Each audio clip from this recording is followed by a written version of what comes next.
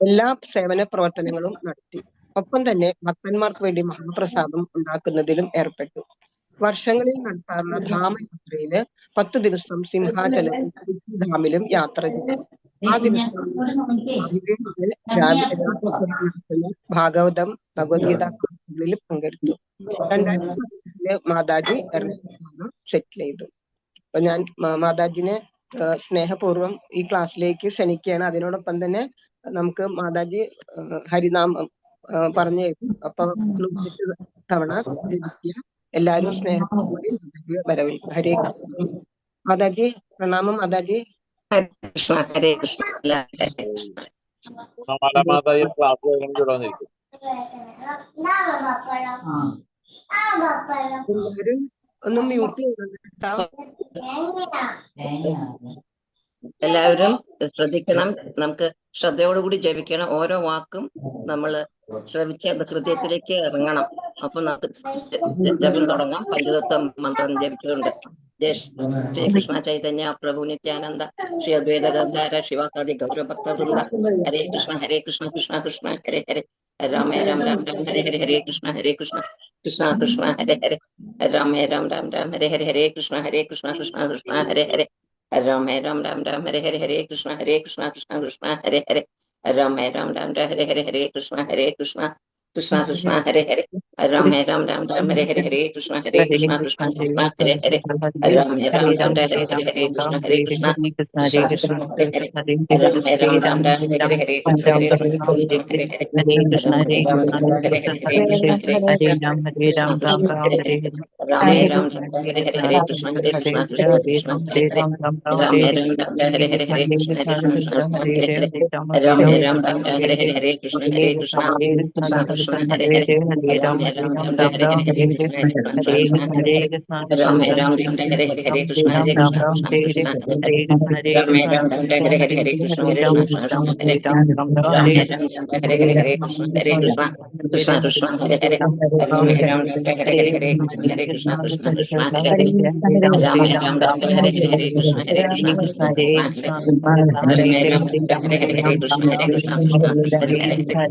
രാമ രാം രാം ഹരേ ഹരേ കൃഷ്ണ കൃഷ്ണ ഹരേ ഹരേ രാമ രാം രാം ഹരേ ഹരേ കൃഷ്ണ കൃഷ്ണ ഹരേ ഹരേ രാമ രാം രാം ഹരേ ഹരേ കൃഷ്ണ ഹരേ ഹരേ ഹരേ രാമ രാമ രാമ ഹരേ ഹരേ കൃഷ്ണ കൃഷ്ണ ഹരേ ഹരേ രാമ രാം രാം ഹരേ ഹരേ കൃഷ്ണ കൃഷ്ണ കൃഷ്ണ ഹരേ രാമ രാം രാം ഹരേ ഹരേ കൃഷ്ണ കൃഷ്ണ ഹരേ രാമ രാം രാം ഹരേ ഹരേ കൃഷ്ണ ഹരേ ഹരേ രാമ രാം രാം ഹരേ ഹരേ കൃഷ്ണ കൃഷ്ണ ഹരേ ഹരേ രാമ രാം രാം ഹരേ ഹരേ കൃഷ്ണ കൃഷ്ണ ഹരേ ഹരേ രാമ രാം രാം ഹരേ ഹരേ കൃഷ്ണ കൃഷ്ണ ഹരേ ഹരേ രാമ രാം രാം ഹരേ ഹരേ കൃഷ്ണ കൃഷ്ണ കൃഷ്ണ ഹരേ രാമ രാം രാം ഹരേ ഹരേ കൃഷ്ണ കൃഷ്ണ രാമ രാം രാം ഹരേ ഹരേ കൃഷ്ണ കൃഷ്ണ ഹരേ രാമ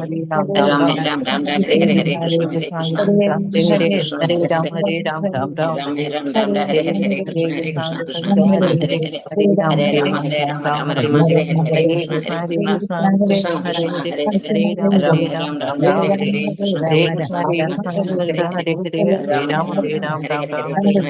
ഹരേ ഹരേ രാം രാം ഹരേ ഹരേ കൃഷ്ണ കൃഷ്ണ രാമ രാം രാം ഹരേ ഹരേ കൃഷ്ണ കൃഷ്ണ കൃഷ്ണ ഹരേ രാമ രാം രാം ഹരേ ഹരേ കൃഷ്ണ കൃഷ്ണ ഹരേ ഹരേ ഹരേ രാമ രാമ ഹരേ ഹരേ കൃഷ്ണ കൃഷ്ണ കൃഷ്ണ ഹരേ Hare Rama Ram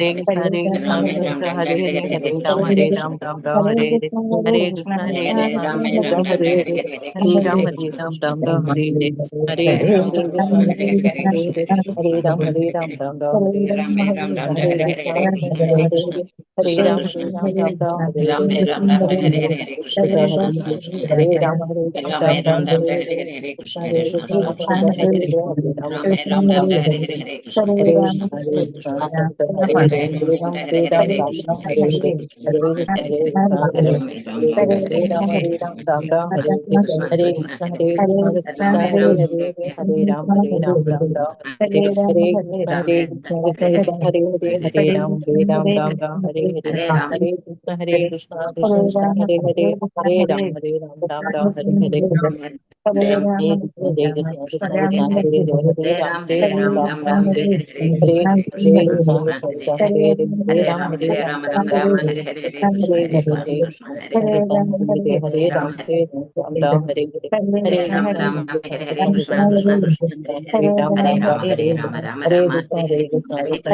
Krishna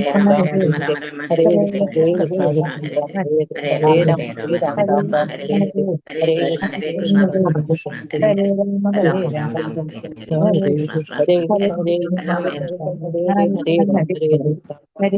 Rama Hare Hare Krishna Hare Krishna Krishna Hare Hare Rama Hare Hare Krishna Hare Rama Hare Hare Krishna Krishna Hare Hare Hare Krishna Hare Krishna Hare Rama Rama Hare Hare Hare Krishna Krishna Hare Rama Rama Hare Krishna Krishna Hare Hare Rama Rama Hare Hare Krishna Krishna Hare Hare Krishna Hare Hare Krishna Hare Rama Hare Krishna Hare Krishna Krishna Hare Rama Hare Krishna Krishna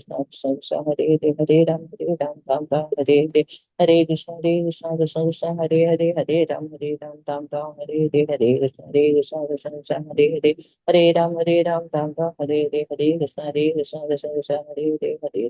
Rama Hare Krishna Hare Rama Hare Krishna Hare Hare Hare Rama Hare Hare Rama Rama Hare Hare Hare Krishna Krishna Krishna Hare Hare Hare Rama Rama Rama Hare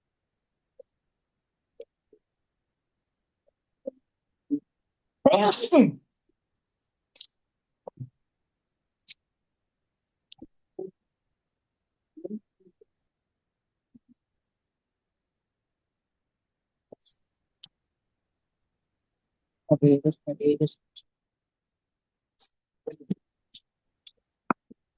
Krishna. Krishna Mataji class തുടങ്ങായിരിക്കും. തുടങ്ങാം അല്ലേ? Hare Krishna, class തുടങ്ങാമോ? തുടങ്ങിക്കോളൂ മാതാജി. ഹരേ കൃഷ്ണ. ഹരേ കൃഷ്ണ. ഹരേ കൃഷ്ണ എല്ലാവർക്കും. അപ്പോൾ നമ്മള് ഭഗവത്ഗീതയിൽ ഇപ്പോ ഇന്ന് 16-ാം അധ്യായം തുടക്കത്തില് 1 തൊട്ട് 17 വരെയാണ് ഞാനിവിടെ പറഞ്ഞു മനസ്സിലാക്കി തരുന്നത്. ദേവാസുര ഭാവങ്ങൾ, ഇതാണ് അധ്യായത്തിന്റെ പേര്, 16-ാം അധ്യായം. അപ്പോ ഓം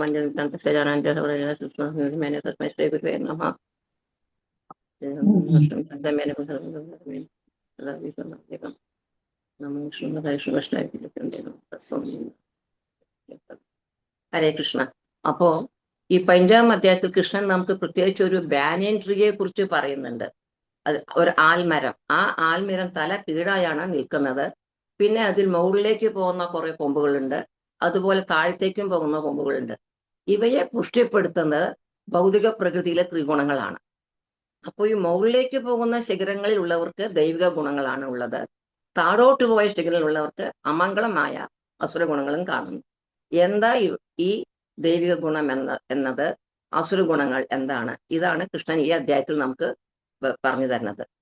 ഇവയെ നമ്മൾ പഠിച്ചു മനസ്സിലാക്കി അവയെ സ്വായത്തമാക്കി ദൈവിക ഗുണങ്ങളെ നമ്മൾ ദോഷമാക്കാനും മറ്റേ അസുര ഗുണങ്ങളെ പുറന്തള്ളാനും നമ്മൾ ശ്രമിക്കണം. അപ്പോ ആദ്യത്തെ ശ്ലോകത്തിലേക്ക് കടക്കണം. ദേവാസുര ഗുണത്തിൽ 3 ശ്ലോകങ്ങളാണ് ആദ്യം തന്നെ പറഞ്ഞിരിക്കുന്നത്. അതില് ഓരോന്നായിട്ട് നമുക്ക് പോവാം. അഭയം, ശ്ലോകം 1. അഭയം സത്വ സംശുദ്ധി ജ്ഞാന യോഗ വ്യവസ്ഥിതി ദാനം ദമശ്ചയം യജ്ഞശ്ച സ്വാദേയാസ്തപ അർജവം.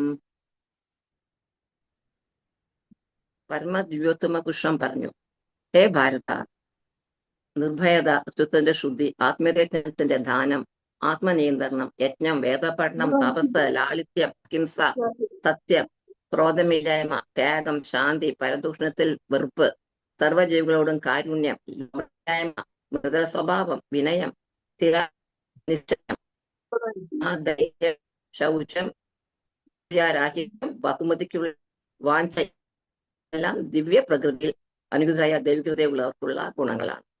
ആദ്യ 3 ശ്ലോകത്തിൽ കൃഷ്ണൻ ദൈവ ഗുണങ്ങളെ കുറിച്ചാണ് പറയണത്. അപ്പൊ അഭയം സ്വത്വ സംശുദ്ധി ജ്ഞാന യോഗ വ്യവസ്ഥിതി ദാനം ദമശ്ച സ്വാദേയ അസ്പദാർച്ചന. അപ്പൊ അതിൽ പറയുന്നത് സൽഗുണങ്ങൾ ഇവിടെ പറഞ്ഞവയിൽ ഏറ്റവും ആദ്യം പറഞ്ഞിട്ടുള്ളത് അഭയമാണ്. അതായത് ഭയമില്ലായ്മ. രണ്ടാമത് സ്വത്വ സംശുദ്ധി, ഒരാളുടെ അസ്തിത്വത്തിന്റെ ശുദ്ധീകരണം.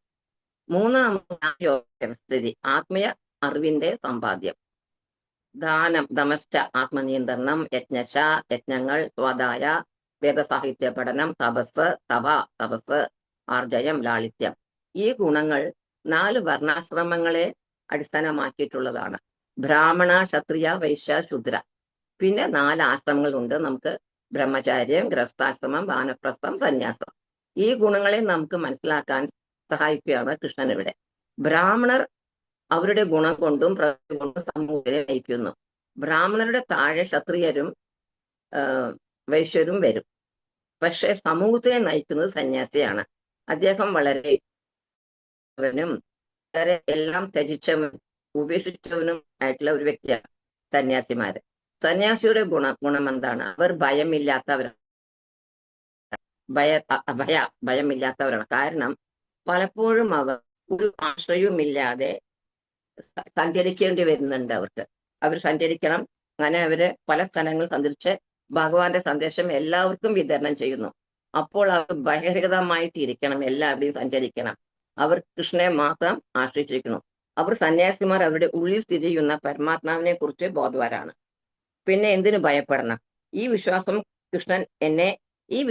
അതായത് കൃഷ്ണൻ എന്നെ എല്ലാ സാഹചര്യത്തിലും സംരക്ഷിക്കും, ഇത് അവർക്കുള്ളവ കാരണം അവർക്ക് ഭയമില്ല. ഭയത്തിന്റെ രഹസ്യം കൃഷ്ണൻ സംരക്ഷിക്കുന്നുള്ള ഒരു ബോധം നമുക്ക് എപ്പോഴും ഭക്തന്മാർക്ക് വേണം. പിന്നെ അതാണ് ഭയമില്ലായ്മ. രണ്ടാമത്തെ ഗുണം അവനവന്റെ അസ്തിത്വത്തെ ശുദ്ധീകരിക്കുക. അവർ ഈ സന്യാസിമാർ സ്ത്രീകളുമായിട്ടുള്ള അടുത്ത ബന്ധം കർശനമായി നിഷേധിച്ചിരിക്കുകയാണ്. അതുപോലെ ഇന്ദ്രിയസൂത്തിന് വേണ്ടി സമ്പത്ത് സമ്പാദിക്കലും അവർക്കില്ല. കർശനമായിട്ട് അത് നിഷേധിച്ചിട്ടുള്ളതാണ്. ഇതൊക്കെ സന്യാസിമാർ ജ്ഞാന സമ്പാദനത്തിൽ എപ്പോഴും ഏർപ്പെട്ടിരിക്കും. അവർ അങ്ങനെ ഓരോ വീടാന്തരം പോയി എല്ലാവരെയും പ്രബുദ്ധരാക്കുന്നു. ഇതിൽ അവർ ജ്ഞാനം സമ്പാദിച്ചുകൊണ്ടിരിക്കും എപ്പോഴും. അത്തരം മഹാജനങ്ങളിൽ നിന്നും വേണം നമ്മൾ കേൾക്കുവാൻ. അങ്ങനെ നമ്മൾ ജ്ഞാനം സമ്പാദിക്കണം, ശ്രവണം ചെയ്തിട്ട്, അവരിൽ നിന്ന് ശ്രവണം ചെയ്ത്. അടുത്ത ഗൃഹസ്ഥന്മാരെ കുറിച്ച് സന്യാസി ഇവർ ഗൃഹസ്ഥന്മാരെന്ത് ചെയ്യണം? ദാനം ചെയ്യണം. ഇവർ മാത്രമാണ് സമൂഹത്തിൽ സമ്പാദിക്കുന്നവര്. അതിനാൽ അവർ സമൂഹത്തിലെ വ്യക്തികളെ, സന്യാസിമാരെയും ബ്രഹ്മചാരികളെയൊക്കെ ഇവരാണ് നിലനിർത്തുന്നത്. ഗൃഹസ്ഥർക്ക് പറഞ്ഞിട്ടുള്ളത് ആത്മധർമ്മമാണ്. അവർ ഇത് ചെയ്തേ മതിയാവൂ. അവർക്ക് സമ്പത്തും സ്വാതന്ത്ര്യവും കൂടും. അത് അവർ നിയന്ത്രണം പാലിക്കണം. കുട്ടികളുടെ ബാധ്യത എടുക്കാതെ ലൈംഗിക ബന്ധത്തിൽ അവർ ഏർപ്പെടരുത്. അസുര ഗുണമാണ് അവർ അത് അങ്ങനെ ഏർപ്പെടുന്നത്. അസുര ഗുണമാണ്. പിന്നെ യജ്ഞം. ഒരുപാട് ധനം വേണ്ട കാര്യമാണ് യജ്ഞങ്ങളൊക്കെ. അതുകൊണ്ട് ഗൃഹസ്ഥന്മാർക്ക് യജ്ഞത്തിനും വേണ്ട ഏർപ്പാടുകൾ ചെയ്യേണ്ടതുണ്ട്. പക്ഷെ കലിയുഗത്തിൽ ഇപ്പോൾ യജ്ഞങ്ങൾ ഒന്നും തന്നെ ഇല്ല. കാരണം എന്താണ്? കലിയുഗത്തിൽ നിർദ്ദേശിച്ചിട്ടുള്ളത് യജ്ഞം നാമസങ്കീർത്തനമാണ്. ഹരിനാമം ഹരേ കൃഷ്ണ ഹരേ കൃഷ്ണ കൃഷ്ണ കൃഷ്ണ ഹരേ ഹരേ ഹരേ രാമ രാമ രാമ ഹരേ ഹരേ. ഗൃഹസ്ഥർ എല്ലാവരെയും ഇത് ജപിക്കുക. ഗൃഹസ്ഥർ എല്ലാവരെയും വീട്ടിലേക്ക് ക്ഷണിച്ച് സങ്കീർത്തനത്തിൽ പങ്കുകൊള്ളാൻ പറയണം. എന്നിട്ട് പ്രസാദം വിതരണം ചെയ്യണം. ഗൃഹസ്ഥർക്ക് 3 ഗുണങ്ങൾ കാര്യങ്ങൾ പറയുന്നുണ്ട്: ദാനം, ആത്മനിയന്ത്രണം, യജ്ഞങ്ങൾ. ഇപ്പൊ നമ്മൾ ഇവയൊന്നും അപ്പോൾ ജീവിതത്തിൽ മുന്നേറും. 50 വയസ്സ് കഴിഞ്ഞാൽ ഒരാൾ വാനപ്രസ്ഥയാണ്. ഇപ്പൊ വാനപ്രസ്ഥരെ കുറിച്ച് പറയുക, ഇവർക്ക് നിയന്ത്രണം, ശരീര തപസ്യ, പിന്നെ നാക്കിന്റെ തപസ്യ, ശാസ്ത്രത്തിൽ നിർദ്ദേശിച്ചത് ഇവർ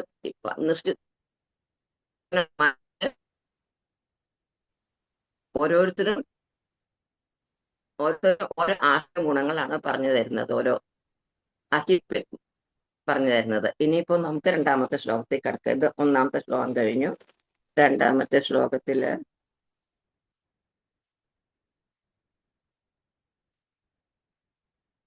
അഹിംസ സത്യം അക്രോധ ത്യാഗ ശാന്തിരപൈശുനം ദയാ ഭൂതേഷു ലോലേപ്ത്വ മാർദ്ദവം തീരചാപലം. ഈ ശ്ലോകത്തിൽ ഒരു ബ്രാഹ്മണന്റെ 12 ഗുണങ്ങളാണ് മനസ്സിലാക്കി തരുന്നത്. ആർജവം, അഹിംസ, സത്യം, അക്രോധം, ശാന്തി, അപേക്ഷണം. അപ്പോ ആദ്യം പറഞ്ഞിട്ട് ആർജവം. വളരെ ലളിതവും നേരെ ചൊവ്വയുള്ളവരാണ് ബ്രാഹ്മണര്. ഒരു ബ്രാഹ്മണന് ഈ ഗുണം അത്യന്താപേക്ഷിതമാണ്. അവരിൽ ലളിതമായ ജീവിതം നയിക്കുന്നത്. അഹിംസ. ഇവിടെ രസകരമായ ഒരു വിവരണം തന്നിട്ടുണ്ട് പ്രഭുപാദര്. ഒരു ജീവിയോടും ആത്മീയ പുരോഗതി തടസ്സപ്പെടുന്നതാണ്. ഇതാണ് ഇവിടെ അഹിംസയ്ക്ക് പറഞ്ഞിട്ടുള്ളത്. ഒരു ജീവിയുടെയും ആത്മീയ പുരോഗതി തടസ്സപ്പെടരുത്. ഒരു മൃഗത്തെ കൊല്ലുമ്പോൾ ആ മൃഗം അതേപോലത്തെ ശരീരത്തിൽ വീണ്ടും വരേണ്ടി വരുന്നു. അതിന്റെ കാലാവധി ആയുസ് പൂർത്തീകരിക്കാൻ, എന്നിട്ട് വേണം അതിന്റെ ആയുസ് പൂർത്തീകരിക്കാൻ. നമ്മൾ അവരെ കൊല്ലുമ്പോൾ അതിന്റെ ജീവിതം തടസ്സപ്പെടുന്നു. അത് വളരെ വളരെ പാപകരമാണ്. അതിന്റെ പരിണാമം പ്രക്രിയ നമ്മൾ തടസ്സം ചെയ്യുന്നു. അങ്ങനെ ചെയ്യാൻ പാടില്ല. അതിനാൽ ബ്രാഹ്മണർ ഒരു മൃഗത്തെയും വധിക്കുന്നില്ല. 3ാമത്തെ ഗുണം ബ്രാഹ്മണരുടെ സത്യം. ബ്രാഹ്മണർ ശാസ്ത്രത്തെ വളച്ചൊടിക്കാതെ പറയണം. വ്യക്തിപരമായ ലാഭത്തിനു വേണ്ടി സത്യം പറയാതിരിക്കരുത്. ശാസ്ത്രം അംഗീകൃത ഗുരുവിൽ നിന്നും പഠിച്ചതുപോലെ തന്നെ അവതരിക്കണം. പിന്നെ 4ാമത്തെ ഗുണം അക്രോധ. ബ്രാഹ്മണർ കോപം നിയന്ത്രിക്കണം. ഒരു പ്രകോപനം ഉണ്ടായാൽ പോലും ബ്രാഹ്മണർ അത് സഹിക്കണം. ക്രോധത്തിനടിമപ്പെട്ടാൽ താൻ മലിനീകരിക്കും എന്നതുകൊണ്ട് അവർ അത് സഹിക്കും. ത്യാഗം. ചീത്ത വാക്കുകൾ ഉപയോഗിക്കില്ല ബ്രാഹ്മണർ. വല്ലവരും അവരെ അപമാനിച്ചാൽ കൂടി അവർ അത് സഹിക്കും. അവർ അനാസക്തരാണ്, വളരെ ഡിറ്റാച്ച്ഡാണ്. ശാന്തി. ബ്രാഹ്മണർ മനസ്സ് നിയന്ത്രിക്കുന്നു. അപേക്ഷണം. മറ്റവരുടെ കുറ്റങ്ങൾ കാണാതിരിക്കുക. അവരെ ആവശ്യമില്ലാതെ കറക്റ്റ് ചെയ്യാനും പാടില്ല. ബ്രാഹ്മണർ ഇതിനൊന്നും തുനിയാറില്ല. വളരെ പ്രധാനപ്പെട്ട കാര്യമാണിത്. ബ്രാഹ്മണർ ഇത് ഒരിക്കലും ചെയ്യാറില്ല. നമ്മളും മറ്റുള്ളവരുടെ കുറ്റങ്ങൾ കണ്ടുപിടിക്കുന്നതിനോട് അനിഷ്ടം കാണിക്കണം, വിമുഖത വരണം നമുക്ക്. ദയ. ബ്രാഹ്മണർ മറ്റുള്ള ജീവികളുടെ കഷ്ടപ്പാടുകൾ സഹിക്കില്ല. അവർ അവരെ കഷ്ടപ്പാടിൽ നിന്നും രക്ഷപ്പെടുത്താൻ വേണ്ടി സഹായിക്കുന്നു. അലോലുപ്തം. അത്യാഗ്രഹത്തിന്റെ അഭാവം. ബ്രാഹ്മണർ അവർക്കുള്ളത് കൊണ്ട് സംതൃപ്തരാണ്. അത്യാഗ്രഹം അവർക്കില്ല. മാർദ്ദവം. സൗമ്യതയുള്ളവരാണ് ബ്രാഹ്മണർ. ആത്മീയമായി ഉയർന്ന ഭക്തരുടെ ഗ്രഹം അവരെ വ്യസനിപ്പിക്കുന്നു. അവർക്ക് താങ്ങാൻ കഴിയില്ല. ബ്രാഹ്മണർ മുതിർന്ന സന്യാസിമാരുടെയും ഭക്തരുടെയും സഹവാസം എടുക്കാൻ വളരെ താല്പര്യപ്പെടുന്നു. അവരെ സേവിക്കാനും ഇവർക്ക് വലിയ ഉത്സാഹമാണ്. ബ്രാഹ്മണർ എളിമയുള്ളവരാണ്. അവർ ഒരു ആരോചിതമായ നീചമായ പ്രവൃത്തികളും ചെയ്യില്ല. ബ്രാഹ്മണർ ശാസ്ത്രത്തിനെതിരായ ഒരു പ്രവൃത്തിയും ചെയ്യുകയില്ല. അവരുടെ പ്രവൃത്തികളെല്ലാം ശാസ്ത്രത്തിന് അനുസൃതമായിട്ടിരിക്കും. അചാപലം. ബ്രാഹ്മണർ ദൃഢനിശ്ചയമുള്ളവരാണ്. അവർ അവരുടെ പരിശീലനങ്ങളിൽ വളരെ ഉറച്ച നിശ്ചയമുള്ളവരാണ്.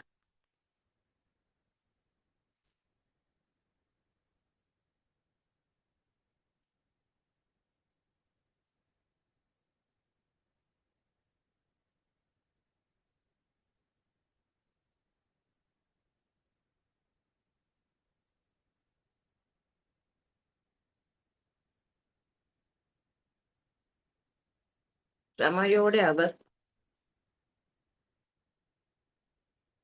മുന്നോട്ട് പോകുന്നു. അവർക്ക് എവിടെയെങ്കിലും ഒരു പരാജയം സംഭവിച്ചാലും അവർ മുന്നോട്ട് പോകാൻ ദൃഢനിശ്ചയം ചെയ്യുന്നു. അങ്ങനെ ഉറച്ച മനസ്സോടെ പരിശീലനം അവർ തുടരുന്നു. ഇത് നമുക്കും പാഠമാണ്. ദൃഢനിശ്ചയത്തോടെ നാമം ജപിക്കണം. ഹരിനാമം മന്ത്രം അത് മുടക്കം വരാതെ നമ്മൾ ശ്രദ്ധിക്കണം. മുടങ്ങാതെ തന്നെ അത് ചെയ്യണം. പുരോഗതി താനേ വന്നോളൂ. അപ്പോ ഈ വിശ്വാസം വേണം നമുക്ക്. ഇതൊക്കെയാണ് ബ്രാഹ്മണരുടെ ഗുണങ്ങൾ, ക്വാളിറ്റീസ് പറഞ്ഞിട്ടുള്ളത്. ഇനി ശ്ലോകം 3. തേജ ക്ഷമ ധൃതി ശൗചമദ്രോഹോ നാദിമാനിത ഭവന്തി സമ്പദം ദേവി മജി ജാതസ്യ ഭാരത.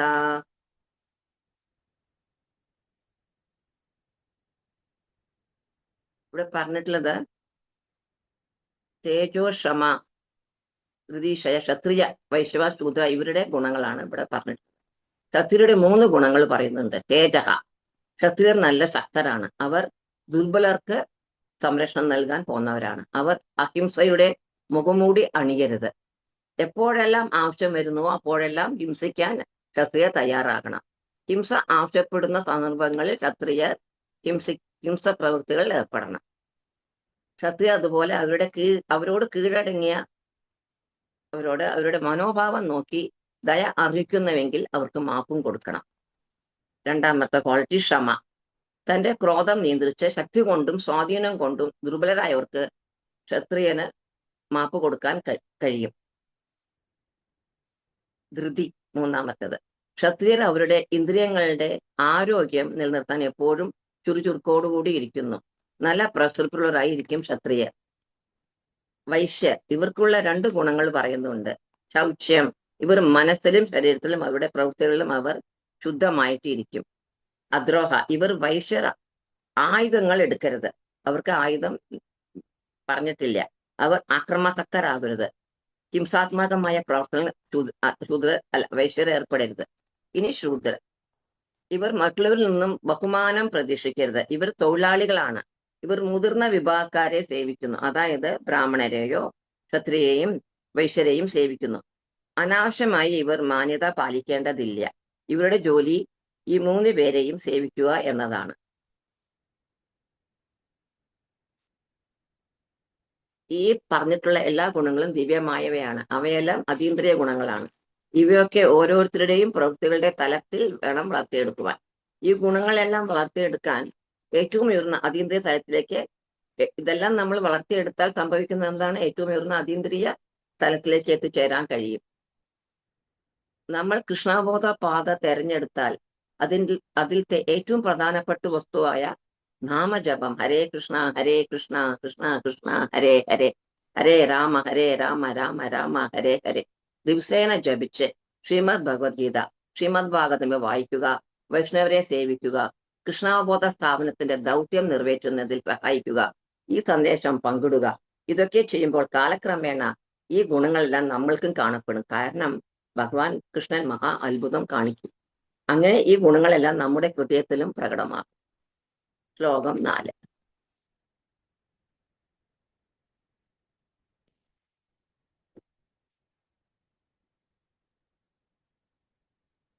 ദംഭോദർഭിമാനശ്ച ക്രോധോ പൗരുഷ്യമേവ ച അജ്ഞാനം ചാപി ജാതസ്യ പാർത്ഥ സമ്പദമാസുരീം. ഹേ പാർത്ഥ, ഗർവം, അഹങ്കാരം, അഭിമാനം, ക്രോധം, പാരുഷ്യം, അജ്ഞാനം എന്നിവ അസുര ഗുണങ്ങളാണ്. അപ്പോ കൃഷ്ണൻ പ്രത്യേക അസുര ഗുണങ്ങളെ പറ്റി ഇവിടെ പറഞ്ഞു തരുന്നു. മുഖ്യമായ അസുര ഗുണങ്ങളെ ദമ്പോ അഹങ്കാരം, ദർപ്പോ ധിക്കാരം, അഭിമാനശ്ച ഗർവ്, ക്രോധ കോപം, പാരുഷ്യം കടുത്ത ഭാഷയിൽ സംസാരിക്കുക, അജ്ഞാനം അജ്ഞത അറിവില്ലായ്മ, ഇവയൊക്കെ അസുരന്മാരുടെ സ്വന്തമാണ്. കൃഷ്ണൻ അർജുനോട് പറയുകയാണ്, നമ്മൾ ഇത് കേൾക്കുമ്പോൾ നമ്മൾ ആലോചിക്കണം ഇവയിൽ ഏതൊക്കെ നമുക്കുണ്ടെന്ന്. ദേവഗുണങ്ങളും അസുര ഗുണങ്ങളും എല്ലാവരിലും ഉണ്ട്. ഇവ രണ്ടും കൂടി ചേർന്നതാണ് നമുക്കുള്ളത്. ഇവയിൽ നല്ലവ നമ്മൾ ഉൾക്കൊള്ളണം, ചീത്തവയെ നമ്മൾ തിരുത്തണം, തള്ളിക്കളയേണ്ടവ തള്ളിക്കളയണം. ദമ്പഹ, എന്തെങ്കിലും കുറച്ച് സമ്പത്ത് ഉണ്ടെങ്കിൽ അഹങ്കാരം കാണിക്കുക. അവർ ധർമ്മം ഒന്നും പാലിക്കില്ലെങ്കിലും അതെല്ലാം പാലിക്കുന്നില്ലെന്ന് കാട്ടിക്കൂട്ടും. കലിയുഗത്തിൽ ഇതുപോലത്തെ ധാരാളം ആൾക്കാരുണ്ട്.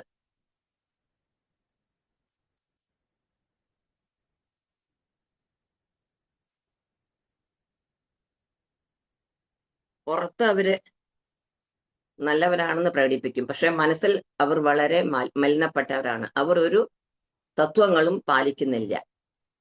4 ഐശ്വര്യങ്ങളെ കുറിച്ച് ശാസ്ത്രം പറയുന്നുണ്ട്. ജന്മ ഐശ്വര്യ ശ്രുതശ്രീ. ജന്മം ഉയർന്ന കുലത്തിൽ ജനനം, ഐശ്വര്യം നല്ല സമ്പത്ത്, ശ്രുത ഉയർന്ന വിദ്യാഭ്യാസം, ശ്രീ ഭംഗിയുള്ള രൂപം. ഇതൊക്കെയുള്ള ആളുകൾ സ്വാഭാവികമായും ഇതൊക്കെ ഉണ്ടെന്നുള്ള അഹങ്കാരം കാണിക്കും. അവർ മറ്റുള്ളവരെ വളരെ താഴ്ന്ന നിലയിൽ കാണും. ഇത് ആസുരഭാവമാണ്. അസുരഭാവം. അഭിമാന, മറ്റുള്ളവർ അവരെ പൂജിക്കണമെന്ന് അവർ ആഗ്രഹിക്കുന്നു. നല്ല വിശേഷ ഗുണങ്ങളുള്ള ഒരു വ്യക്തി ഒരുപാട് ഫലങ്ങൾ നിറഞ്ഞ മരത്തെ പോലെയാണ്. ഈ മരം വളയും. ദിവ്യ ഗുണമുള്ളവർ എപ്പോഴും വിനയമുള്ളവരായിരിക്കും. അവർ ഒന്നും കാട്ടിക്കൂട്ടുകയില്ല. അസുരന്മാർ ഫലം കായ്ക്കാത്ത നല്ല നിവർന്നു നിൽക്കുന്ന മരത്തെ പോലെയാണ്. നമ്മൾ പരിശോധിക്കണം, നമുക്ക് ഈ ഗുണമുണ്ടോ? ഉണ്ടെങ്കിൽ അത് മാറ്റിയെടുക്കാൻ ശ്രമിക്കണം. ക്രോധ, പാരുഷ, ചെറിയ കാര്യങ്ങൾ കൂടി ഇവർ വളരെ ദേഷ്യപ്പെടും. അവർ കടുപ്പിച്ച് സംസാരിക്കും. സഹനശക്തിയേ ഇല്ല. ചെറിയ കാര്യങ്ങൾക്ക് ശണ്ട കൂടും. ദിവ്യഗുണത്തിലുള്ളവർ മറ്റുള്ളവരെ മനസ്സിൽ വിഷമിക്കാത്ത രീതിയിൽ സംസാരിക്കും. അസുരന്മാരെ മറിച്ച് മറ്റുള്ളവർക്ക് നല്ല വിഷമമുണ്ടാക്കുന്ന തരത്തിലേ അവർ സംസാരിക്കും. അവർ പരുഷമായി സംസാരിക്കും. അവർ ആത്മീയമായിട്ടുള്ള അധികാരികളെ പിന്തുടരില്ല. അവരുടെ ആഗ്രഹം പോലെ പെരുമാറും. അതിനാൽ അംഗീകൃത ആത്മീയ അധികാരികളെ നമ്മൾ നിർബന്ധമായും അനുസരിക്കണം. ഇസ്കോൺ സ്ഥാപക ആചാര്യ ശ്രീല പ്രഭുപാദർ ഒരു അംഗീകൃത അധികാരിയാണ്. നമ്മൾ പിന്തുടരുന്നതും പ്രഭുപാദിന്റെ നിർദ്ദേശങ്ങളാണ്. പിന്നെ ഭഗവത്ഗീത വായിക്കുക, അല്ലെങ്കിൽ നമ്മളും അസുരന്മാരുടെ വിഭാഗത്തിൽ ആയിപ്പോകും. അസുരന്മാർ ഇതൊന്നും വായിക്കാത്തത് കൊണ്ട് അവർക്ക് ഒരു ശരിയും തെറ്റിയും കുറിച്ച് ഒരു ബോധവും അവർക്കില്ല. അവരുടെ മനസ്സ് പറയുന്നത് ശരിയാണെന്ന് കരുതി അവർ അതുപോലെ ചെയ്യും. ഇതൊരു വിനാശകരമായ ഗുണമാണ്. കാരണം അങ്ങനെ മനസ്സ് പറയുന്നത് പോലെ ചെയ്താൽ നമ്മൾ നശിച്ചു പോകും. ഭഗവത്ഗീതയിൽ പറഞ്ഞിട്ടുള്ളത് ഒരു നിയന്ത്രണമുള്ള മനസ്സ് നമ്മുടെ സുഹൃത്താണ്. നിയന്ത്രണ ഇല്ലാത്ത മനസ്സ് ഒരുത്തന്റെ ശത്രുവാണ്. ഈ അസുരന്മാരുടെ മനസ്സ് അവരുടെ ശത്രുവാണ്. കാരണം അവർ മനസ്സ് പറഞ്ഞ മാതിരി ചെയ്യും. എല്ലാം തോന്നിയ പോലെ ചെയ്യുക. പ്രഭുപാദർ പറയുന്നത് ഇത്തരം അസുര ഗുണങ്ങൾ ഇവർ ജനിക്കുന്നതിന് മുമ്പായിട്ട് അവരുടെ അമ്മമാരുടെ ഗർഭപാത്രത്തിൽ നിന്നും അവർക്ക് ലഭിക്കുന്നു. പിന്നീട് അവർ വലുതാകുമ്പോൾ ഈ അമംഗള ഗുണം പ്രകടമാക്കുന്നു. ഗർഭിണിയാകുമ്പോൾ അവർ വല്ല അസുര പ്രവൃത്തികളും ചെയ്തിരിക്കാം. അവ ഗർഭപാത്രത്തിലിരിക്കുന്ന കുട്ടിയുടെ മനസ്സിൽ വല്ല അടയാളങ്ങൾ സൃഷ്ടിച്ചുണ്ടാകണം. ഈ അടയാളങ്ങൾ കുട്ടിയിൽ പ്രകടമാകും. ഭക്തരായ നമ്മൾ കൃഷ്ണനോട് പ്രാർത്ഥിക്കണം, നമ്മുടെ ആസുര ഗുണങ്ങൾ മാറ്റിത്തരുവാനായിട്ട്. അതിനുവേണ്ടി നമ്മൾ ഹരേ കൃഷ്ണ മഹാമന്ത്രം ജപിക്കണം. ഇത് മനസ്സിനെ ശുദ്ധപ്പെടുത്തും. എല്ലാ ചീത്ത സംസ്കാരങ്ങളും മാഞ്ഞുപോകും. എന്നിട്ട് കൃഷ്ണനെ മനസ്സിൽ സ്ഥാപിക്കണം.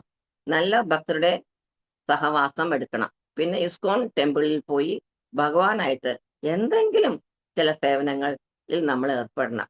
പിന്നെ നമ്മൾ ആ നീലക്കാർ വർണ്ണൻ, ബ്ലൂഷ് ബ്ലാക്ക് ബോയ്, കൃഷ്ണനെ നീലക്കാർ വർണ്ണനെ ആശ്രയിക്കണം. നീലക്കാർ വർണ്ണൻ നമുക്ക് വേണ്ടതെല്ലാം ചെയ്യും.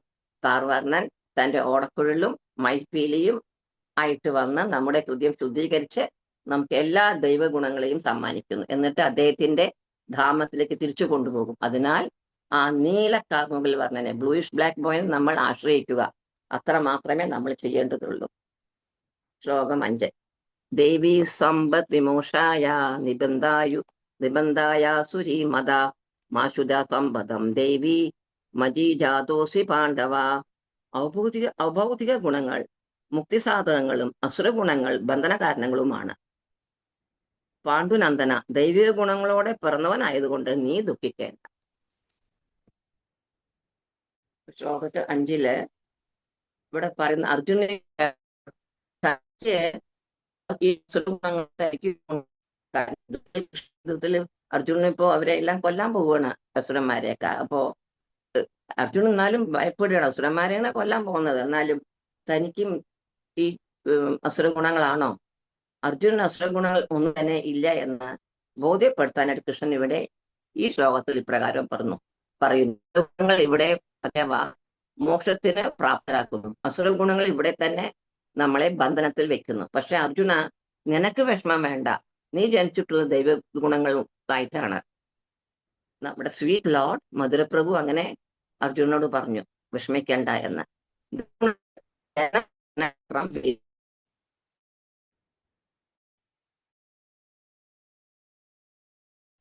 ആസുര ഗുണങ്ങൾ ഒരുത്തിനെ നരകത്തിലേക്ക് വീഴാൻ പ്രേരിപ്പിക്കുന്നു. പക്ഷെ അർജുനൻ വിഷമിക്കേണ്ടതില്ല. കൃഷ്ണനെ വളരെ അധികം ആശ്രയിച്ചു കഴിയുന്ന ഭക്തനാണ് അർജുനൻ. ഇങ്ങനെ ഉള്ളപ്പോ അദ്ദേഹത്തിന് എങ്ങനെയാണ് അസുര ഗുണങ്ങൾ കാണുക? അർജുനൻ ഒന്നിലും മൃദുലഹൃദയനായിട്ടാണ് ചിന്തിക്കുന്നതും സംസാരിക്കുന്നതും. അത് ഭഗവത്ഗീതയിലെ ആദ്യത്തെ 2 അധ്യായങ്ങളില് അർജുനൻ പറ്റും. അദ്ദേഹത്തിന് ബന്ധുക്കളെയോ ആചാര്യന്മാരെയോ വധിക്കാൻ എത്ര മനസ്സിന് വിഷമം തോന്നി. പിന്നെ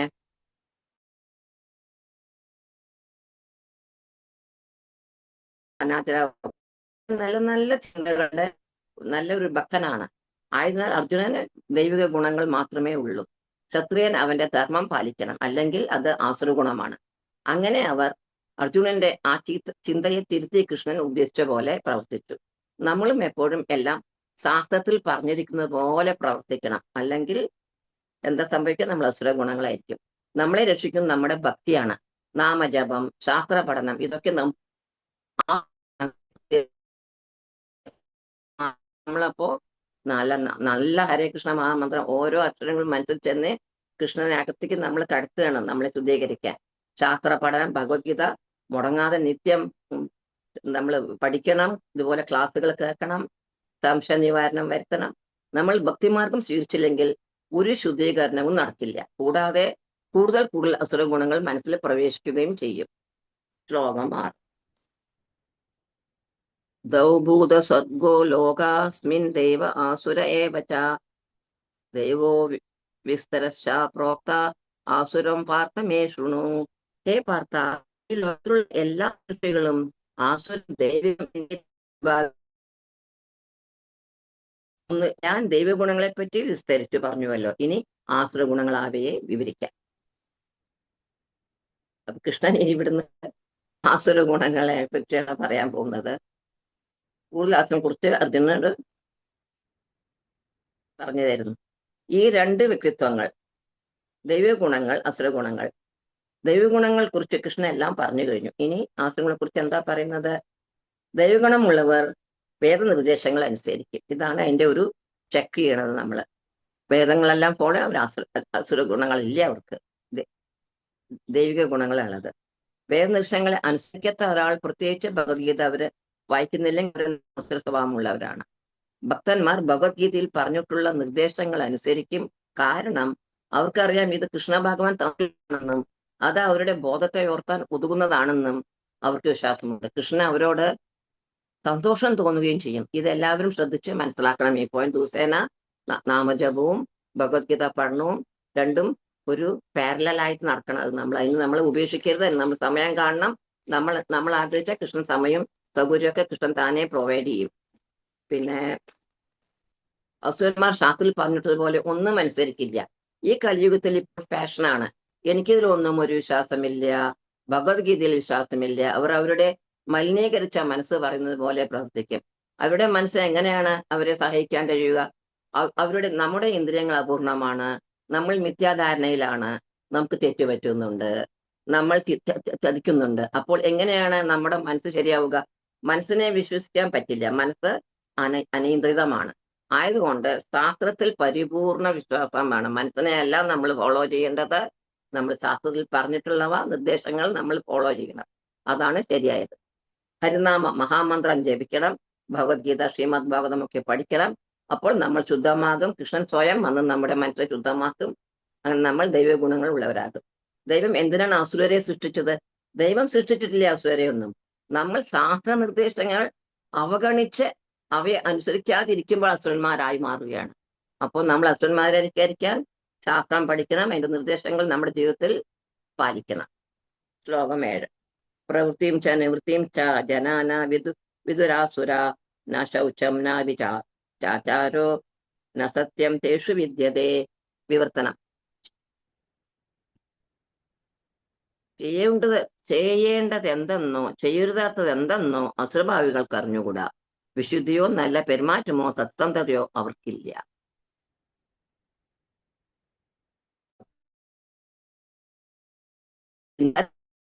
ും പിന്നെ അവരുടെ പ്രവർത്തനങ്ങളുമാണ് ഈ ശ്ലോകത്തിൽ പറയുന്നത്.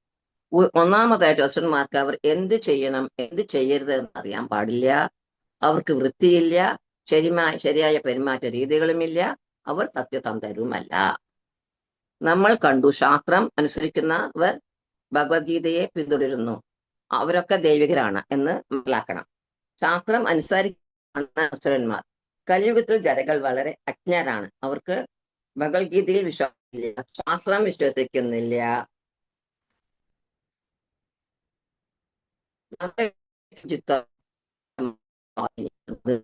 ബാഹ്യമായിട്ടും ശുചിത്വം പാലിക്കണം. പിന്നെ ഹരേ കൃഷ്ണ ഹരേ കൃഷ്ണ കൃഷ്ണ കൃഷ്ണ ഹരേ ഹരേ, ഹരേ രാമ രാമ രാമ ഹരേ ഹരേ, ഈ മഹാമന്ത്രം ജപിച്ച് മനസ്സിനെയും ശുചിയാക്കി വെക്കണം. വേദശാസ്ത്രങ്ങളിൽ പറയുന്നത് സ്ത്രീകൾക്ക് വളരെ ബഹുമാനം നൽകണം. അവരാണ് സമൂഹത്തിനെ ബന്ധിക്കുന്ന ശക്തി. അവരാണ് ഓരോ തലമുറകളെയും സമ്മാനിക്കുന്നത്. അവർക്ക് സംരക്ഷണം നൽകണം. അവരെ ഒരിക്കലും അടിമയെ പോലെ വെക്കരുത്. സ്ത്രീകൾക്ക് സംരക്ഷണം നൽകണം, പക്ഷേ സ്വാതന്ത്ര്യം നൽകരുത്. ഇപ്പോൾ ഈ ആധുനിക സമൂഹത്തിൽ സ്ത്രീകൾക്ക് വളരെ സ്വാതന്ത്ര്യം നൽകുന്നു, പക്ഷെ അവരെ ചൂഷണം ചെയ്യാനുള്ള ഒരു വസ്തുവായിട്ടാണ് കണക്കാക്കുന്നത്. വേദകാലത്ത് സ്ത്രീകൾക്ക് പ്രാധാന്യം നൽകിയിരുന്നു. രാമായണം സംഭവിച്ചത് ഒരു സ്ത്രീക്ക് മാത്രമായിട്ടായിരുന്നു. അന്ന് കാലത്ത് സ്ത്രീകൾ കുട്ടികളായിരുന്ന സമയത്ത് അവരുടെ അച്ഛന്റെ സംരക്ഷണത്തിലായിരുന്നു. പിന്നെ അവർ വിവാഹിതരായാൽ അവർ ഭർത്താവിന്റെ സംരക്ഷണത്തിലായിരുന്നു. അവർ വയസ്സാകുമ്പോൾ അവർ ആൺമക്കളുടെ സംരക്ഷണത്തിലും കഴിഞ്ഞു. പക്ഷേ എല്ലാ അവസ്ഥയിലും അവർക്ക് സംരക്ഷണം ഉണ്ടായിരുന്നു. എന്താണ് സംരക്ഷിച്ചത്? വിലപിടിച്ച ഒന്നിനെയാണ് സംരക്ഷിച്ചത്. അങ്ങനെ സ്ത്രീകൾ സമൂഹത്തിൽ വലിയ പ്രധാനപ്പെട്ട പങ്ക് വഹിക്കുന്നു. ഇപ്പോൾ നമ്മൾ കാണുന്നുണ്ട് സമൂഹം എങ്ങനെയാണ് സ്ത്രീകളെ പരിഗണിക്കുന്നത്. അവർക്ക്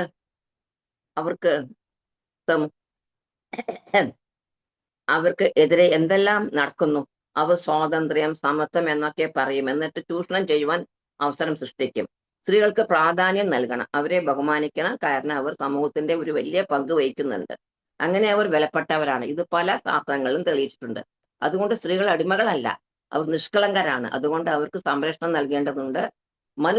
സംഹിതയിൽ ഇവയെക്കുറിച്ചൊക്കെ പറയുന്നുണ്ട്. ഇനി അസുരന്മാരിലേക്ക് തിരിച്ചു വരാം. അവർ എപ്പോഴും അവരുടെ സ്വാർത്ഥമായ ആഗ്രഹങ്ങൾ നിറവേറ്റാനായി അവർ പ്രവർത്തിക്കും. എനിക്ക് എങ്ങനെ എന്റെ ഇന്ദ്രിയങ്ങളെ സുഖിപ്പിക്കും, ഇതാണ് ചിന്ത എപ്പോഴും. അത് മറ്റുള്ളവരെ ചൂഷണം ചെയ്തും വേണ്ടി വന്നാൽ അവരെ കൊല്ലുകയും പോലും ചെയ്യും. അവർ വളരെ ക്രൂരന്മാരാണ്. അവിടെ കാര്യം സാധിക്കാൻ അവർ നോണ പറയുക, കൊല്ലുക.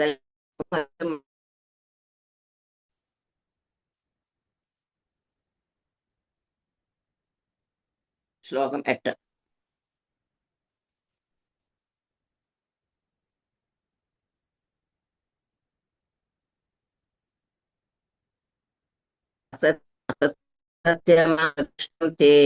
ജഗദാഹു പുരനീശ്വരം അപരസ്പര സംബോധം കിം അന്യത് കാമഹൈതുകം. ഈ പ്രപഞ്ചം അസത്യവും അടിസ്ഥാനരഹിതവുമാണെന്നും അതിന് നിയന്താവായി ഒരു ഈശ്വരനില്ലെന്നും അവർ പറയുന്നു. ലൈംഗികാഭിലാഷം മാത്രമാണ്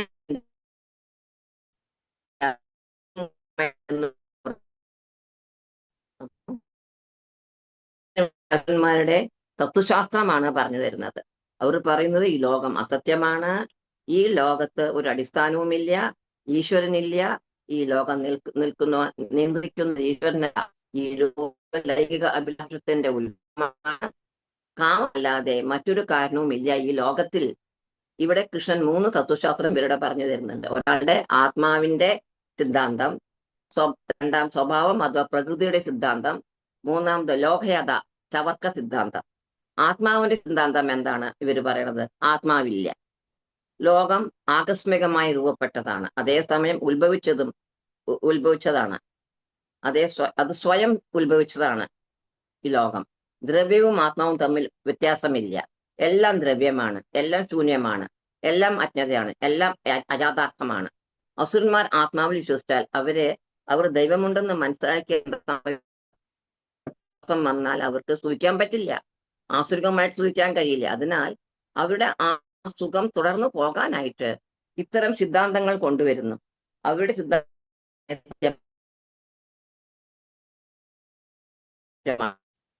ഒരു സ്വപ്നമാണ് അവർ കരുതുന്നുണ്ടെങ്കിൽ, ലോകം മിഥ്യയാണെന്ന് വിശ്വസിക്കുന്നുണ്ടെങ്കിൽ അവർ പിന്നെ എന്തുകൊണ്ടാണ് അതിനെ നിർത്താത്തത്? അവർ അതിനെ ആസ്വദിക്കുന്നു. രണ്ടാമത്, സ്വഭാവം അഥവാ പ്രകൃതി സിദ്ധാന്തം. ഇവിടെ അസുരന്മാർ പറയുന്ന സിദ്ധാന്തം, ഒരു സ്ത്രീയും പുരുഷനും ഒന്നിക്കുന്നു, ഒരു കുട്ടി ജനിക്കുന്നു. ഇവിടെ എങ്ങനെയാണ് ആത്മാവ് ചിത്രത്തിൽ വരുന്നത്?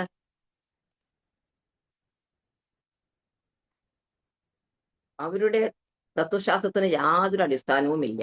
വിയർപ്പിൽ നിന്ന് തേളുകൾ വരുന്നു, ചത്ത ശരീരത്തിൽ നിന്നും പല ജന്തുക്കൾ വരുന്നു. ഇതൊക്കെയാണ് സിദ്ധാന്തം. ഇവർക്ക് മസ്തിഷ്കത്തിൽ ഒരു പദാർത്ഥവും ഇല്ല.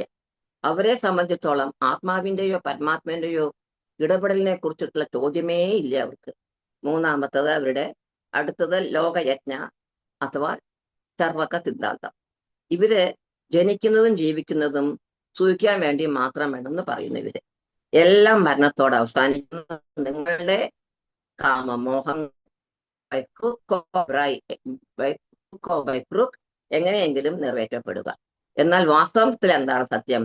എല്ലാം പ്രവർത്തിക്കുന്നത് ഭഗവാന്റെ നിർദ്ദേശത്തിലാണ്. മയധ്യക്ഷണ പ്രകൃതി സൂര്യ ചരാചര എന്ന് കൃഷ്ണൻ പറയുന്നുണ്ട്. എല്ലാം ഭഗവാന്റെ നിർദ്ദേശത്തിൽ നടക്കുന്നു. ഒന്നും സ്വന്തമായി തനിയെ ഉണ്ടാകുന്നില്ല. എന്നാൽ അസുരന്മാർക്ക് ഈ ശാസ്ത്രത്തിൽ വിശ്വാസമില്ല.